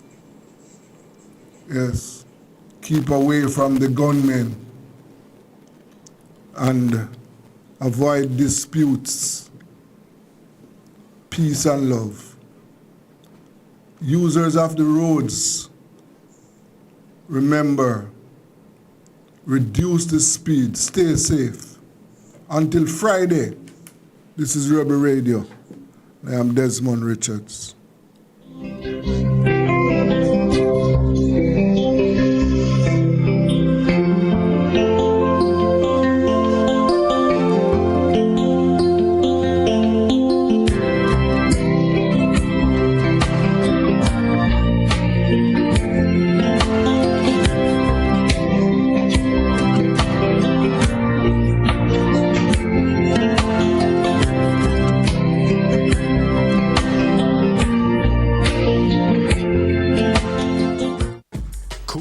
Service stations are the fastest, coolest service stations around.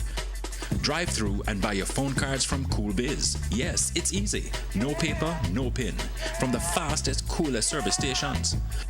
Quality fuels, lubricants, and refreshments at the lowest prices. The cleanest restrooms and the smoothest service to make your drive even cooler.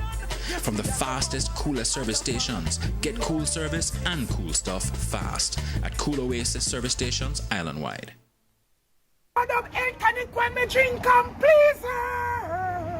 Never gonna tease her. Boom, bam. You don't know it's a rubber dub, health, tonic wine, the finest wine. So all of the man them wanna tune into the wine here, you know. You say if you don't want to go long and strong, you just tune into rubber dub. How safe are the canned foods in your kitchen? Canned goods are convenient and long-lasting, but are you storing and using them the right way? This Friday on the Big Bite Food Safety Show, we're talking all about the good, the bad, and the bulging. Are your canned foods safe? We'll share simple tips for checking your cans, avoiding common mistakes, and making the healthiest choices for you and your family. From dented cans to expiration dates, we've got you covered. Tune in at 4:30 p.m. for expert advice and fun food facts you won't want to miss. The Big Bite Food Safety Show, where smarter eating starts with safer choices.